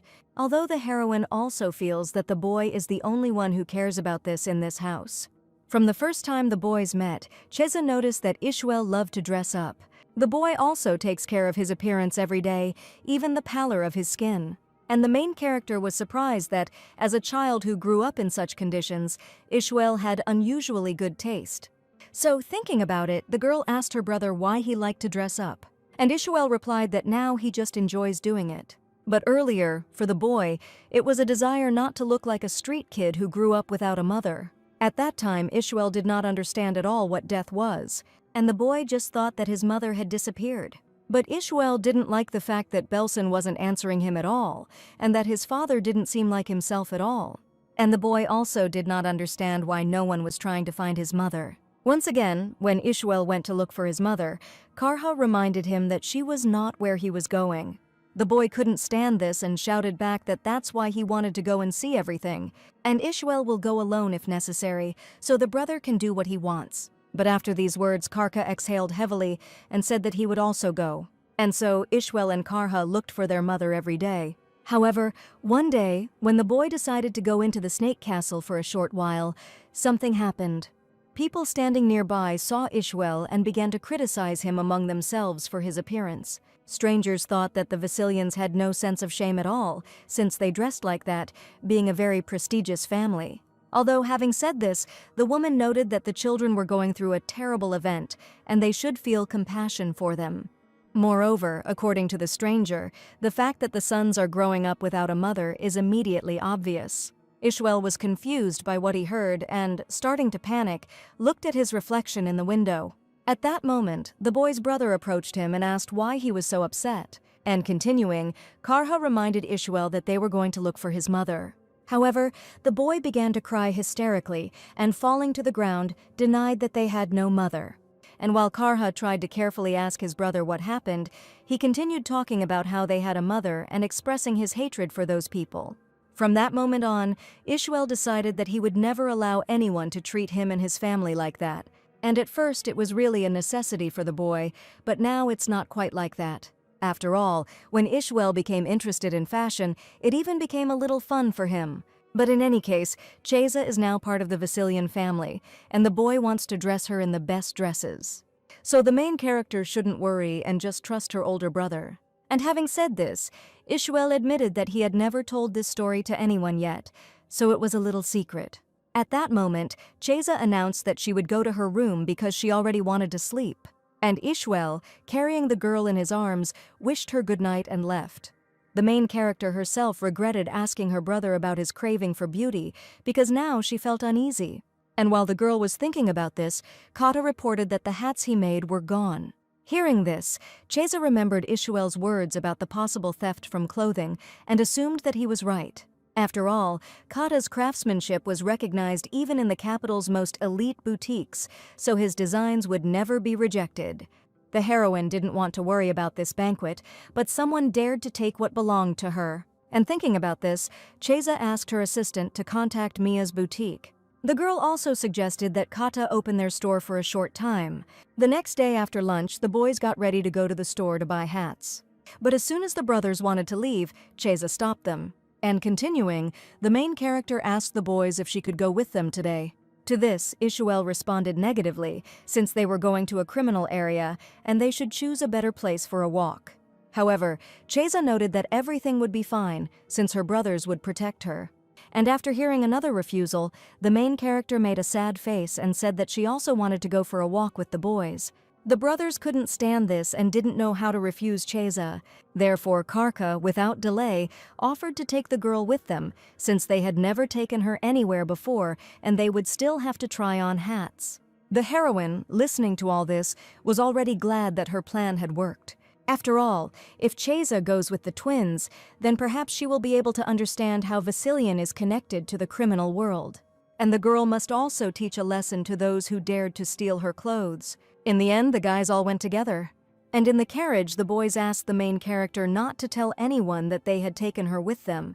And just a few minutes later, the heroes arrived in a criminal area. Kadi Ishuel called the hat shop the most decent looking in the area. And the accessories, in the boys' opinion, look very good. And Karka, looking around, saw no one, and disappointedly assumed that today was a day off.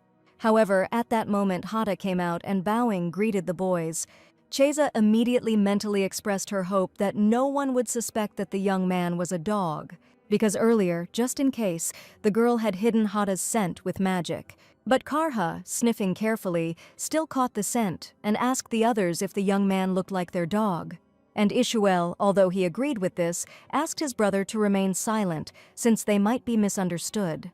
The boy then turned to Kata and asked if they had the accessories they needed, and the young man, having answered positively, invited the guys to try everything on. Hearing this, the boys decided not to delay and immediately began to try everything on their sister. And while the main character was showing how hats fit her, everyone else admired her beauty. And Hata called it all very sweet and said that everything suited the girl. And Ishuel, noticing that the young man had good taste, asked him to pack everything. The boy also continued by saying that Kata's products were better than those of the capital's craftsmen. At this, Hata bowed and expressed his joy that the heroes liked everything. At that moment, Karka asked the young man if he brewed potions. After all, the boy had accidentally looked in last time and seen a bottle with something written on it about a little fairy. And while Hata was panicking, Ishuel interrupted his brother, saying that he was talking nonsense and that the little fairy was their sister. Continuing, the boy asked Karhu to stop pestering the master, as he had to continue making hats. And Chesa, hearing this, realized that the laboratory had been found after all, and now Ishuel had literally saved her from exposure. And in the girl's opinion, it was time to leave before a new interrogation began. Kata, understanding the heroine's hint from her look, asked the boys if they were interested in clothes, because the young man knows one good boutique, Mia's boutique. Hearing this, Ishuel agreed without hesitation, because Hata has good taste and it is worth trusting him. And while everyone was discussing everything, the main character mentally noted that Mia's boutique was one of the best she knew. However, there is still one problem. As soon as the boys entered the boutique, Mia assumed that they were stupid and did not understand where they had ended up, since they decided to come to a crime-ridden area. And with the power given to the girl by the dark streets, she will punish the boys. Chesa, despite always knowing that Mia was strange, was taken aback by what was happening along with her brothers. The girl is human, but she constantly behaves like an animal, and the heroine cannot calmly watch this. At this point, the boys assumed Mia was out of her mind and wanted to leave, but she called it cruel, and Ishuel, examining the girl's work, noticed that she had talent. And then the boy also asked Chesa's opinion, and she replied that she liked everything. Upon hearing this, Ishuel immediately told the girl that they had an appointment in 5 days and needed her to alter their outfits. Mia thought about this, since it would be difficult to do everything in 5 days, but she still asked the guys to let her take a look at them. And the boys, although they didn't understand why their mistress was doing this, still took off their hoods and showed themselves. Mia was shocked by the boys' cute appearance and asked why they hadn't taken off their hoods earlier. And continuing, the girl said that she was now full of determination and would make it by morning. After these words, Ishwel immediately approached Mia and began to tell her about all his wishes. And at that moment, Karka looked around and tensed up a little because he saw something. But after a second, the boy decided that he had just imagined it and began to wait for his brother and sister. After some time, the guys left the boutique and Ishwel happily noted that the walk had gone very well. But just as the boy was about to say that they should hurry, Karha sensed something. And just a second later, the boy protected everyone by cutting the iron net that was falling on them. The criminals were very unhappy about this. After all, shooting arrows is prohibited because men might injure children and their value would decrease. And Cheza, sitting in her arms, did not panic at all, since before this it had been too quiet. And this is a real crime area. At its core, this area is nothing more than a dumping ground for society's unwanted people, and this situation was predictable. And as soon as the men started discussing how much they would now earn at the market, Cheza realized that they were hunters for live goods. But the most dangerous are those who hunt fantastic creatures, and the rest are just beginners. Therefore, the main character is confident that Karka will cope with men without any problems. Ishwel was unhappy that his already rare walk with his sister had been ruined. And continuing, the boy asked Karhu not to let the blood get on him because Cheza was on his hands. After these words, the boy prepared for the attack, asking the heroine to close her eyes tightly. And as soon as Karka ran towards the hunters, they panicked, and the leader ordered them to gather themselves and not hesitate in front of some child. But just as the man was about to order an immediate attack, Karka jumped on him to strike. However, someone suddenly stopped the boy and told him to stop. It was Jahan who explained that the master did not wish to continue this fuss. Cheza, seeing the young man, was surprised, as she did not think that such a trifle required the intervention of a person of his level. Meanwhile, the hunters were bowing in panic and trying to explain themselves to the young man. And just a second later, the men decided to quickly leave, expressing the hope that their behavior had not provoked Jahan's anger. The young man himself approached Karha with a reminder that he had asked not to make a fuss. Moreover, the brothers did not come together, but as a sister, and this time they would not get off so easily. The main character was surprised by the atmosphere between Jahan and the boys, and from this the girl assumed that the heroes were familiar. Jahan is the master's right hand. He shows no emotion at all and wields a whip that turns into hooks. The young man is also called the executioner because those who encountered him rarely survived, so his name became a symbol of misfortune, troubles, and curses. But street fights are commonplace, and Cheza didn't understand why the master had sent Jahan to calm everyone down. Moreover, the heroine noticed that the boys were quite close to the young man, which meant that Vasilian was clearly more connected to the criminal world than it seemed.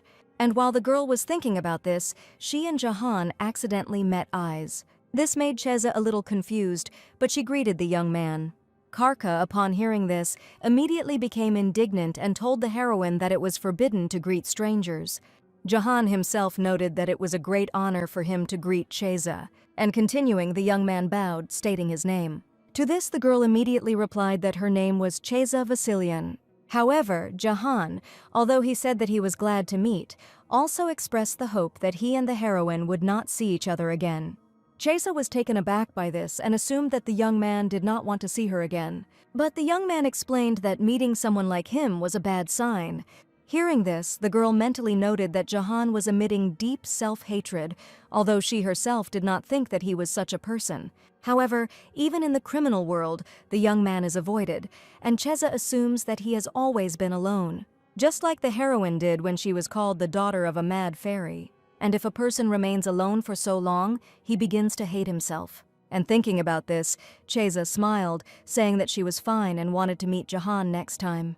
The young man remained silent for a moment and then turned around, telling the children that it was already late and they had to go home.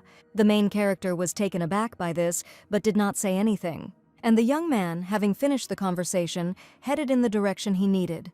That same night, Jahan found the hunters who had attacked the children, and despite the plea for mercy, the young man killed one of the hunters. Today was the first time someone smiled at the young man. But Jahan also remembered being called a monster and being told not to come near.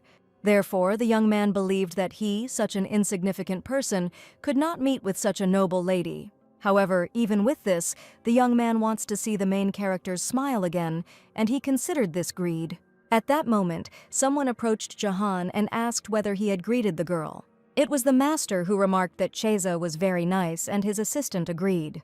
The young man, approaching the hunter, expressed his disappointment that it was just them and not something serious. Hearing this, Jahan immediately apologized, but the master patted him on the head and said that he was not reproaching him at all. And continuing, the master told the assistant that he would finish for him. And after killing another hunter, the master asked Jahan if he had found out the location of the witches. And the young man said that after that incident in the mansion, the girl disappeared again without a trace. To this, the master noted that the witch was not the type to simply hide, and since even the Inquisitor personally went to meet her, she would definitely be of use to them soon. Therefore, the Lord wants Jahan to find the girl and follow her every step. At the same time, the boys returned to the city estate of Vasilian. And standing in front of their older brother, the younger ones understood that they were in big trouble. And Belson, looking sternly at the boys, asked with displeasure what they were thinking about. And Ishmael explained that he just thought it would be nice to go for a walk with Cheza, since they had never gone out together. But Belson didn't understand why it was necessary to take the girl to a crime-ridden area. To this, Karha noted that he and his brother were confident that they could protect Cheza. However, Belson said that was not the case. And continuing, the boy reminded that the main character is not from the Basilian family. This outraged the younger ones, and they began to say that now Cheza was their sister, and moreover, heard everything. But Belson asked the brothers to stop because he was right, and the girl does not have Vasilian blood, which means she is just an outsider. Cheza herself also mentally agreed with this, and remembered that Belson had initially wanted to get rid of her.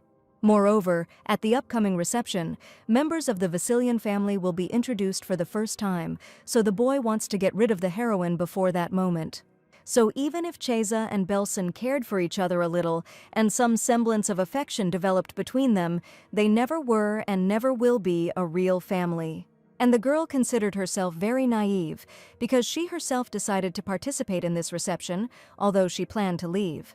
The heroine also wanted to kill Count Rudin because he insulted the Vasilian family, and Cheza prepared outfits for the reception so that no one would dare to humiliate the boys. Although all this does not concern the main character at all. And when Belson complained to the girl, she thought that he was just a child who easily became attached to people. But in the end, it was Cheza who acted like a child, deciding that she was a member of the Vasilian family. And no matter how lonely the heroine was, she understood that she had become too carried away by this game of family. So the girl decided it was time for her to return to her original plan and pull herself together. Everything points to the fact that this is connected to the criminal world and that there is too much suspicious activity in the Vasilian family. And Cheza must learn everything about the family home and complete the investigation. And when Belson kicks the girl out, she will completely leave with Hata and return to her true self. After some time, the main character came to her room upset. Cheza was very sad because she started to behave like a child. And while the girl was thinking about this, an incomprehensible fog began to appear behind her. The main character felt this aura and immediately turned around. It was Erwin, who had recently returned home. And seeing Cheza, the young man smiled and greeted her. While the girl was trying to figure out where the Count was smelling of blood, he asked her what she had been doing. But noticing the heroine's sad face, Erwin assumed that Belson had scolded her harshly. To this, Cheza responded negatively and mentally noted that the young man already knew everything. The Count himself continued to ask about the bad mood and suggested that the walk had been boring. But after hearing another negative answer, the young man thought about it. And a second later, Belson took the girl in his arms and noted that since her brother had scolded her, all he could do was console her. After these words, the young man began to use his magic, inviting Cheza to look at the flowers. And having moved to the rose garden, the main character began to look at everything in surprise. And feeling the pleasant aroma, the girl closed her eyes and began to enjoy it. But at that moment, Cheza's thoughts were interrupted by the Count, who asked her opinion about the atmosphere. And having come to her senses, the main character asked Erwin where they were. To this, the young man replied that they were in the palace garden, and the girl was shocked by what she heard, because she couldn't be there. The young man continued and explained that this garden was attached to a country palace where there were no guards, so one could walk here in peace. And having inserted a rose into Cheza's hair, Erwin remarked that she looked very harmonious in this garden. But as soon as the Count noticed that the girl was still upset, he asked again if she was sad because her brother scolded her. And continuing, the young man explained that he too would not want the heroine to go to such places, since there are a lot of bad people there. After these words, Cheza asked Erwin if he went to the crime area, but he was taken aback and did not understand why she was interested in this. And the girl explained that she wanted to know this because everyone goes there except her. But the heroine also said that the Count doesn't have to answer if he doesn't want to. After all, Cheza is not a member of the Vasilian family. And after these words, the girl blushed because she just wanted to complain a little. But in the end, the main character herself did not understand why she said this seriously. Erwin, hearing this, thought that Cheza was very offended. So the Count decided to tell the girl something, but asked her to keep it their secret. And continuing, the young man began to explain that his sons help him, but not in dangerous matters. Erwin himself works a little in the crime-ridden area, or rather, manages it. In this area, a young man cares about people, just like he cares about the main character. Cheza, listening to this, began to understand everything. The heroine realized why Erwin had a report with information available only to residents of the crime-ridden area. The girl also understood how the master knew about her mark, and the day when Erwin and the three brothers were absent from the estate coincided with the moment when a critical situation arose because of Halen. And when Cheza went with the boys to the crime-ridden area, it was clear that they had been there more than once. Even Jahan, the master's servant, behaved with a strange respect towards the twins. And thinking about this, the main character came to the conclusion that Erwin was the master. This means that Cheza has been deceiving the master of the criminal world all this time. And if the young man wants, he will kill the heroine without hesitation, so she needs to escape immediately. Already sitting alone, the girl thought that there was a really big problem, that she had deceived the master by pretending to be a child. Moreover, the crime-ridden area is the only place where the heroine feels safe. And if this place turns away from Cheza, then she will not have a single shelter left. But thinking about it, the girl remembered that Belson was going to kick her out before the ball anyway, so she could take advantage of this to leave unnoticed. At that moment, a joyful Hada returned to the room with a finished hat. However, the main character, looking gloomily at the young man, said that they needed to run. The next day, the twins had their next lessons. And seeing this, Cheza was very happy, since the boys had no time for her now, and she could act calmly. After all, even if the heroine has to leave, she must squeeze out all the information possible. Last night, Kata and the girl already searched the mansion and the castle, and now the heroes only have to find out everything about the Black Forest. Once in the right place, Cheza noticed an eerie atmosphere and that the level of magical energy was off the charts. And Kata and the girl, fantastic creatures, will cope, but if a person lingers in the forest, he may begin to see hallucinations. Thinking about this, the heroine mentally assumed that it was because of this magical radiation that Erwin was so strange after returning from the forest. At that moment, Hata became horrified and screamed, attracting Cheza's attention. After all, a monster appeared not far from the heroes, and seeing the creature, the girl realized that the rumors were true. However, as soon as Cheza noticed that the monster was passing by and was not going to attack, she was taken aback. And, delighted by this, the heroine told Kata that they had little time and needed to inspect everything quickly. After these words, the girl began to use her magic and summoned butterflies. And seeing how one butterfly changed color, Cheza assumed that she had found something and needed to follow her. Therefore, after just a few minutes, the heroes found themselves in a large green clearing. The girl was shocked by this and could not believe that such a place existed in such a gloomy forest. However, noticing the coffin in the center of the clearing, Cheza was taken aback and her emotions changed. And coming closer, the main character wondered whose coffin this was. But a second later, the girl realized that this was the coffin of the late countess. And seeing the fresh flowers and well-kept landscaping, Cheza assumed that Erwin took care of this place regularly. However, the main character still did not understand why the countess's coffin was located here.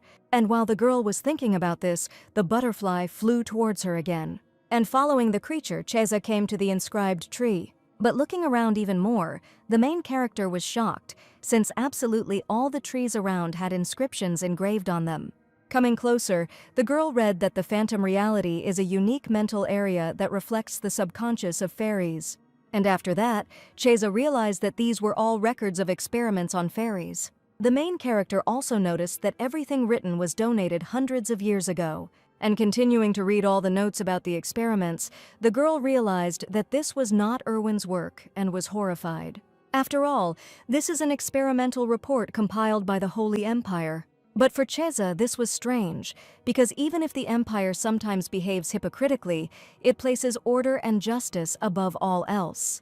Fairies are heretics to the Empire and therefore subject to destruction, not research.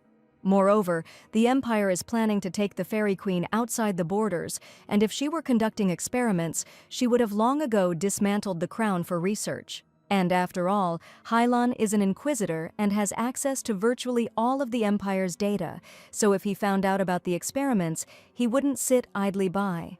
This means that these studies were carried out in secret and, according to the heroine's assumptions, by someone from the top cardinals or even by the saint himself. These thoughts made Cheza angry because the main power of fairies is a phantom reality based on their minds. And the minds of fairies are so strong that it is almost impossible to break them, but the heroine's mother has gone completely crazy. So the girl assumed that the woman had been severely abused and had her blood drained until she broke. And Cheza didn't understand how those who call themselves believers could do such a thing. However, the main character will definitely take revenge.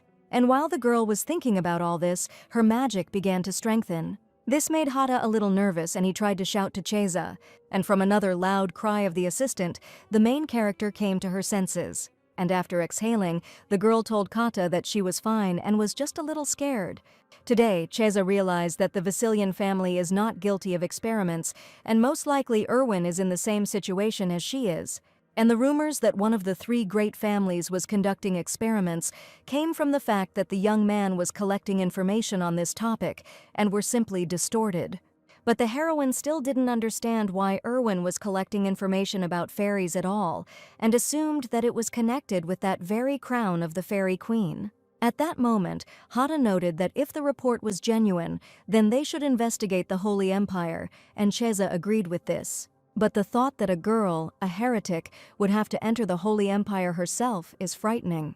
However, if the heroine continues to hide and secretly participate in the meeting of the saints, Irwin will still expose her.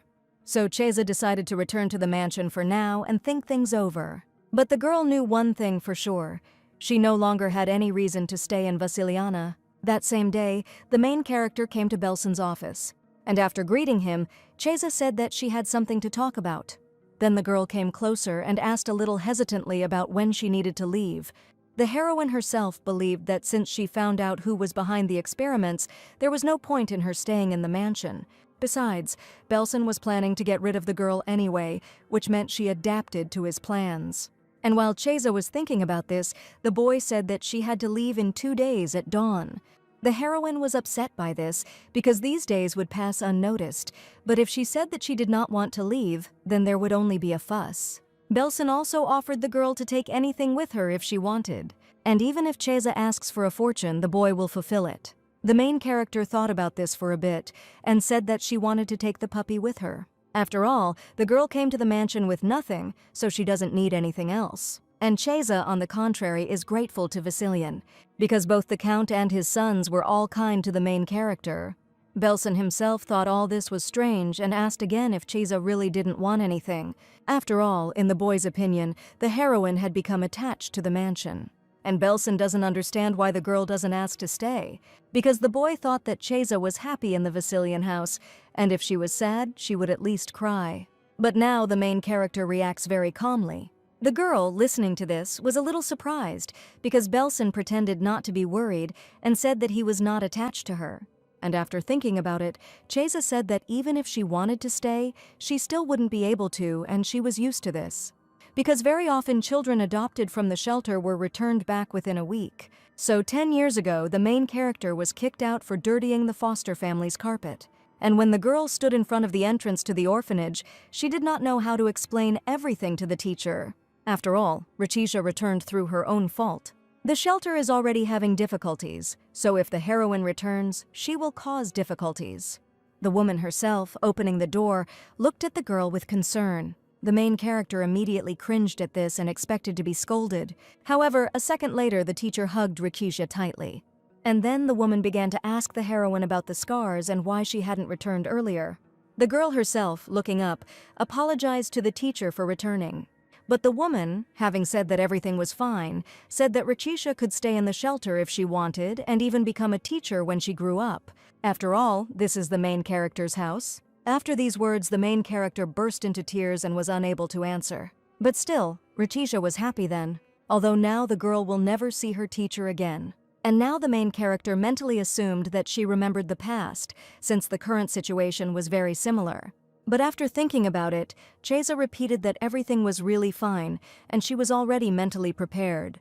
Hearing this, Belson said that on the right day, the girl should leave through the main entrance when the Count and the twins would be absent. Also continuing, the boy noted that the heroine should not worry, because he would make sure that she had everything and that she lived in abundance. After these words, Cheza realized that all she had to do was drink the potion to become an adult, and none of the inhabitants of the mansion could find her.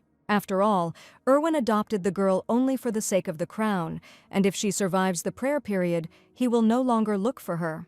And this is exactly how, in the heroine's opinion, everything will end.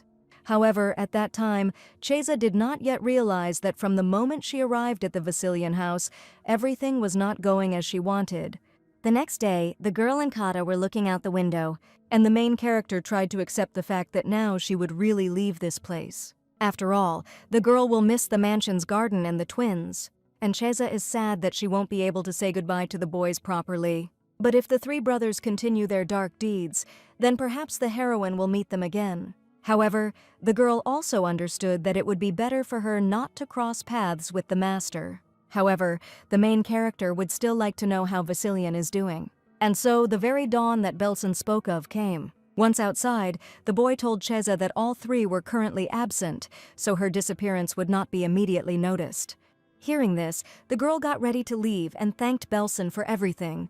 But the boy didn't answer anything, and the heroine, looking at him gloomily, didn't understand why he was silent. However, a second later, Belson told Cheza that he would go with her. The girl was shocked by this and immediately asked again, and Belson explained that the main character had consoled him, so he wanted to help her too. But Cheza also didn't understand anything because she didn't even cry. And thinking about this, the girl reminded Belson of his work. However, the boy grinned at this and noted that his father would somehow sort everything out himself. The main character herself continued to stand in shock and was outraged that her plans were falling apart again. Belson explained at this point that the Count had been dumping work on him all along, so it was time for him to do some work too. And the boy will be with Cheza until the initiation prayer begins, since this way Erwin will not be able to catch her quickly. And the heroine mentally agreed with this, because the Count is a master of shadows and will do anything to find her. Moreover, the girl and Hata still haven't figured out why she became a child again, even after drinking the growing-up potion.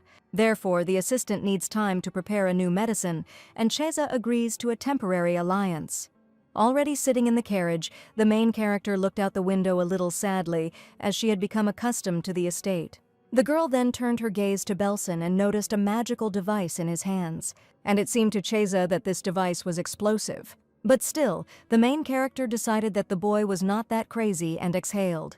However, just a second later, a loud explosion was heard behind the carriage. And the girl, looking in horror at the burning mansion, realized that her assumption was correct. And Belson noted that now, due to the consequences, the pursuit will drag on until at least tomorrow. Cheza still couldn't believe what was happening and that the boy had changed so much. However, almost immediately the main character reminded herself that Belson was also from the Basilians, so nothing strange happened.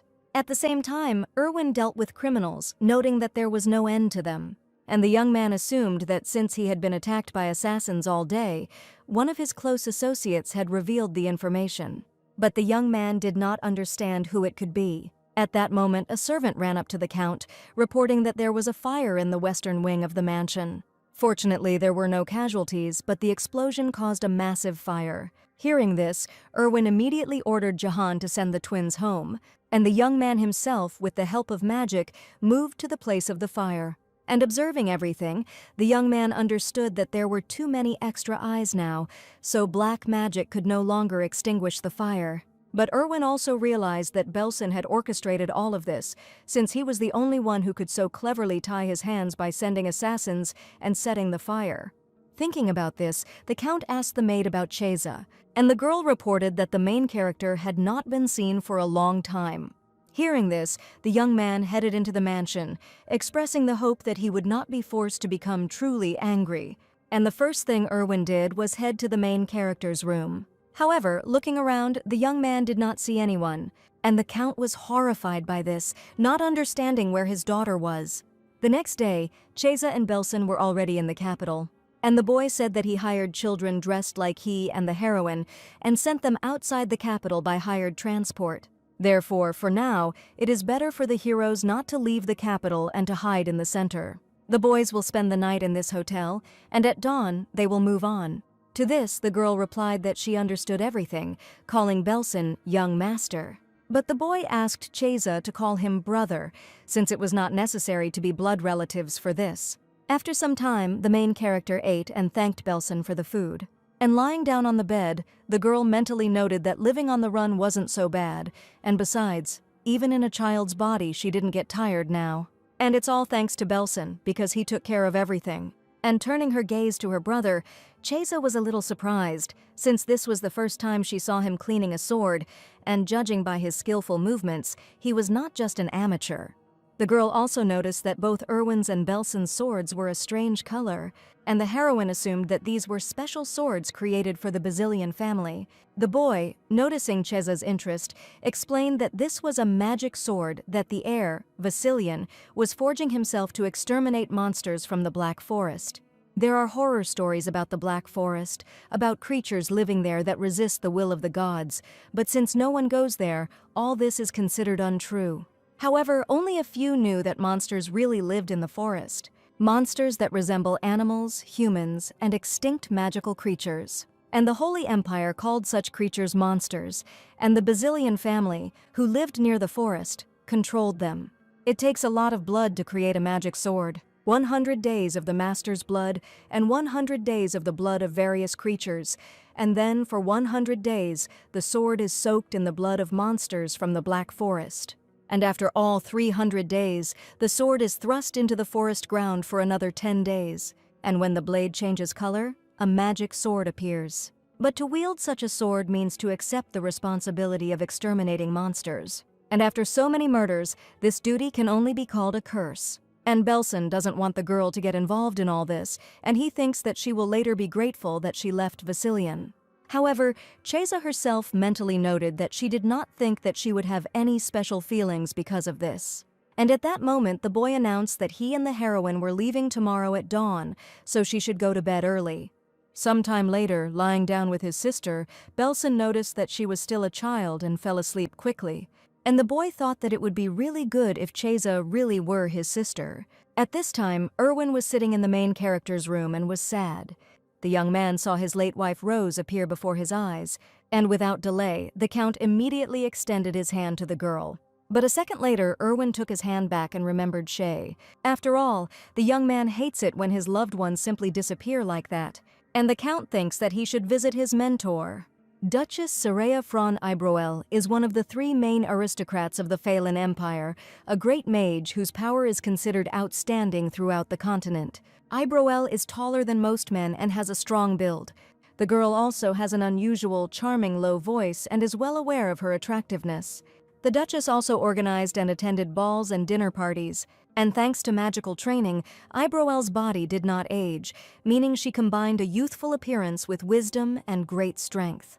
But even such a girl had someone who terrified her, and that someone was Erwin. At first, Ibroel took the young man for a hallucination, but when he greeted her, she was horrified. And throwing a glass at the young man, the Duchess told him to leave, calling him a demon. Erwin himself expressed his dissatisfaction with the way he was being greeted after so many years.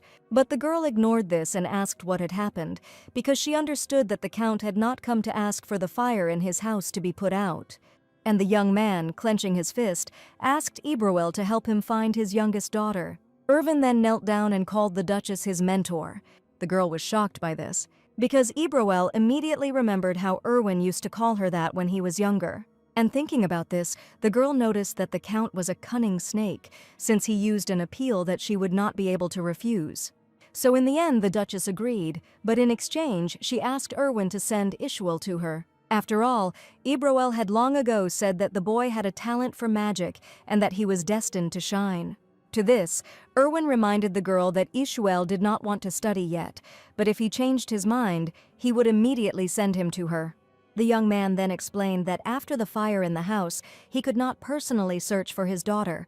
Although the Count is still going to use his powers, if Ibroel helps him with magic, then everything will go faster. Hearing this, the girl immediately understood everything, because the fact that Erwin uses dark magic is a secret.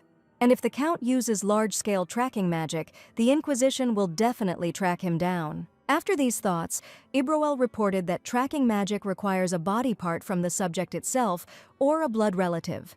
To this, the young man replied that he had nothing and offered to use his blood. After all, Erwin is sure that Cheza is with his eldest son. Hearing this, Ibroel smirked, assuming that the children could not stand their father's temper and ran away. But in any case, the girl herself will do everything quickly and show Erwin the door. At this time, Cheza and Belson were fast asleep. However, suddenly the main character felt magic and opened her eyes. And then, turning to Kata, the girl told him to get up quickly. After all, the shape of a magic circle appeared on the ceiling, and Cheza immediately realized that it was a tracking spell. However, judging by the purity of the energy and the color of the magic, the girl also realized that it was definitely not Erwin. And only one person on the entire continent is capable of using such precise tracking magic. And this is Duchess Ibroel. But the girl didn't understand why Ibroel used magic and not Erwin, although Cheza also remembered that Vasilian's first social event was a ball at the Duchess's, which meant they were acquainted. Therefore, the main character must not allow herself to be caught.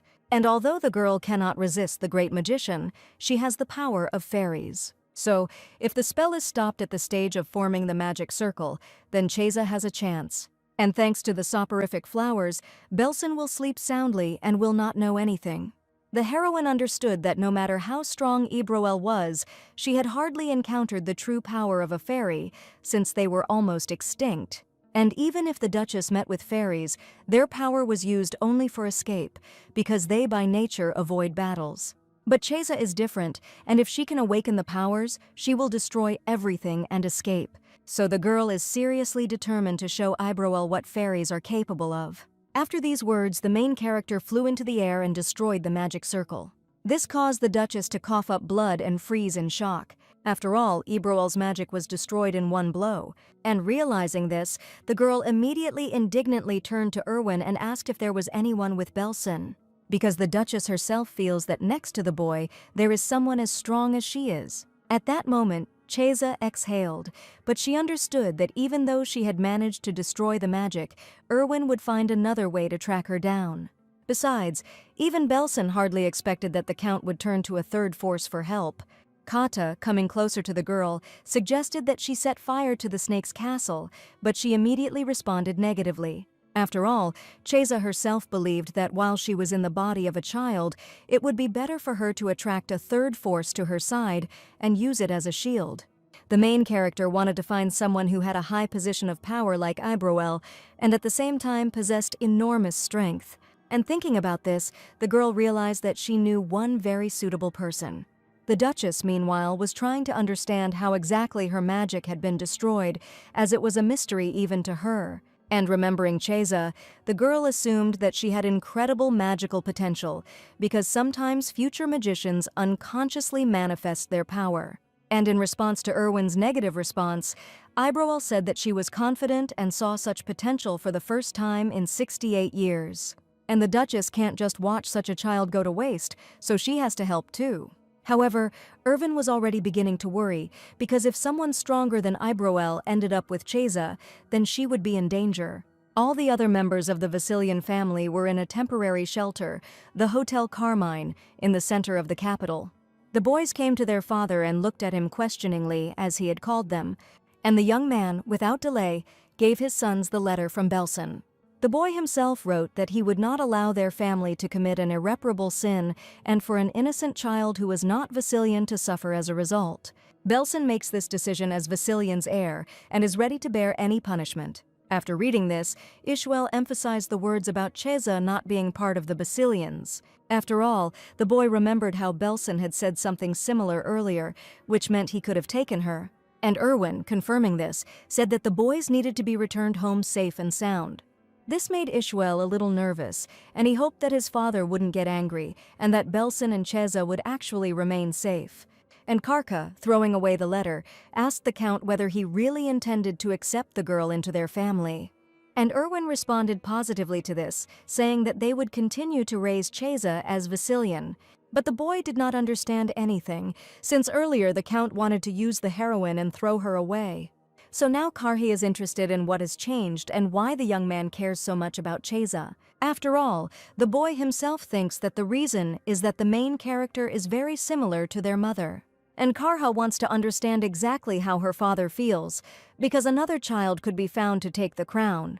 Moreover, the boy does not believe that Erwin will be able to bring the Countess back to life. But Karka still believes that the Vasilian family needs Cheza, and not for the sake of getting the Countess back. After all, when the main character is nearby, according to the boy, their family misses their mother less. And now the whole Vasilian family no longer cries, but smiles.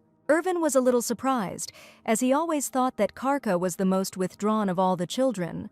But now the Count realized that all this time the boy simply wanted to be noticed and understood, and the young man completely agrees with his son's words.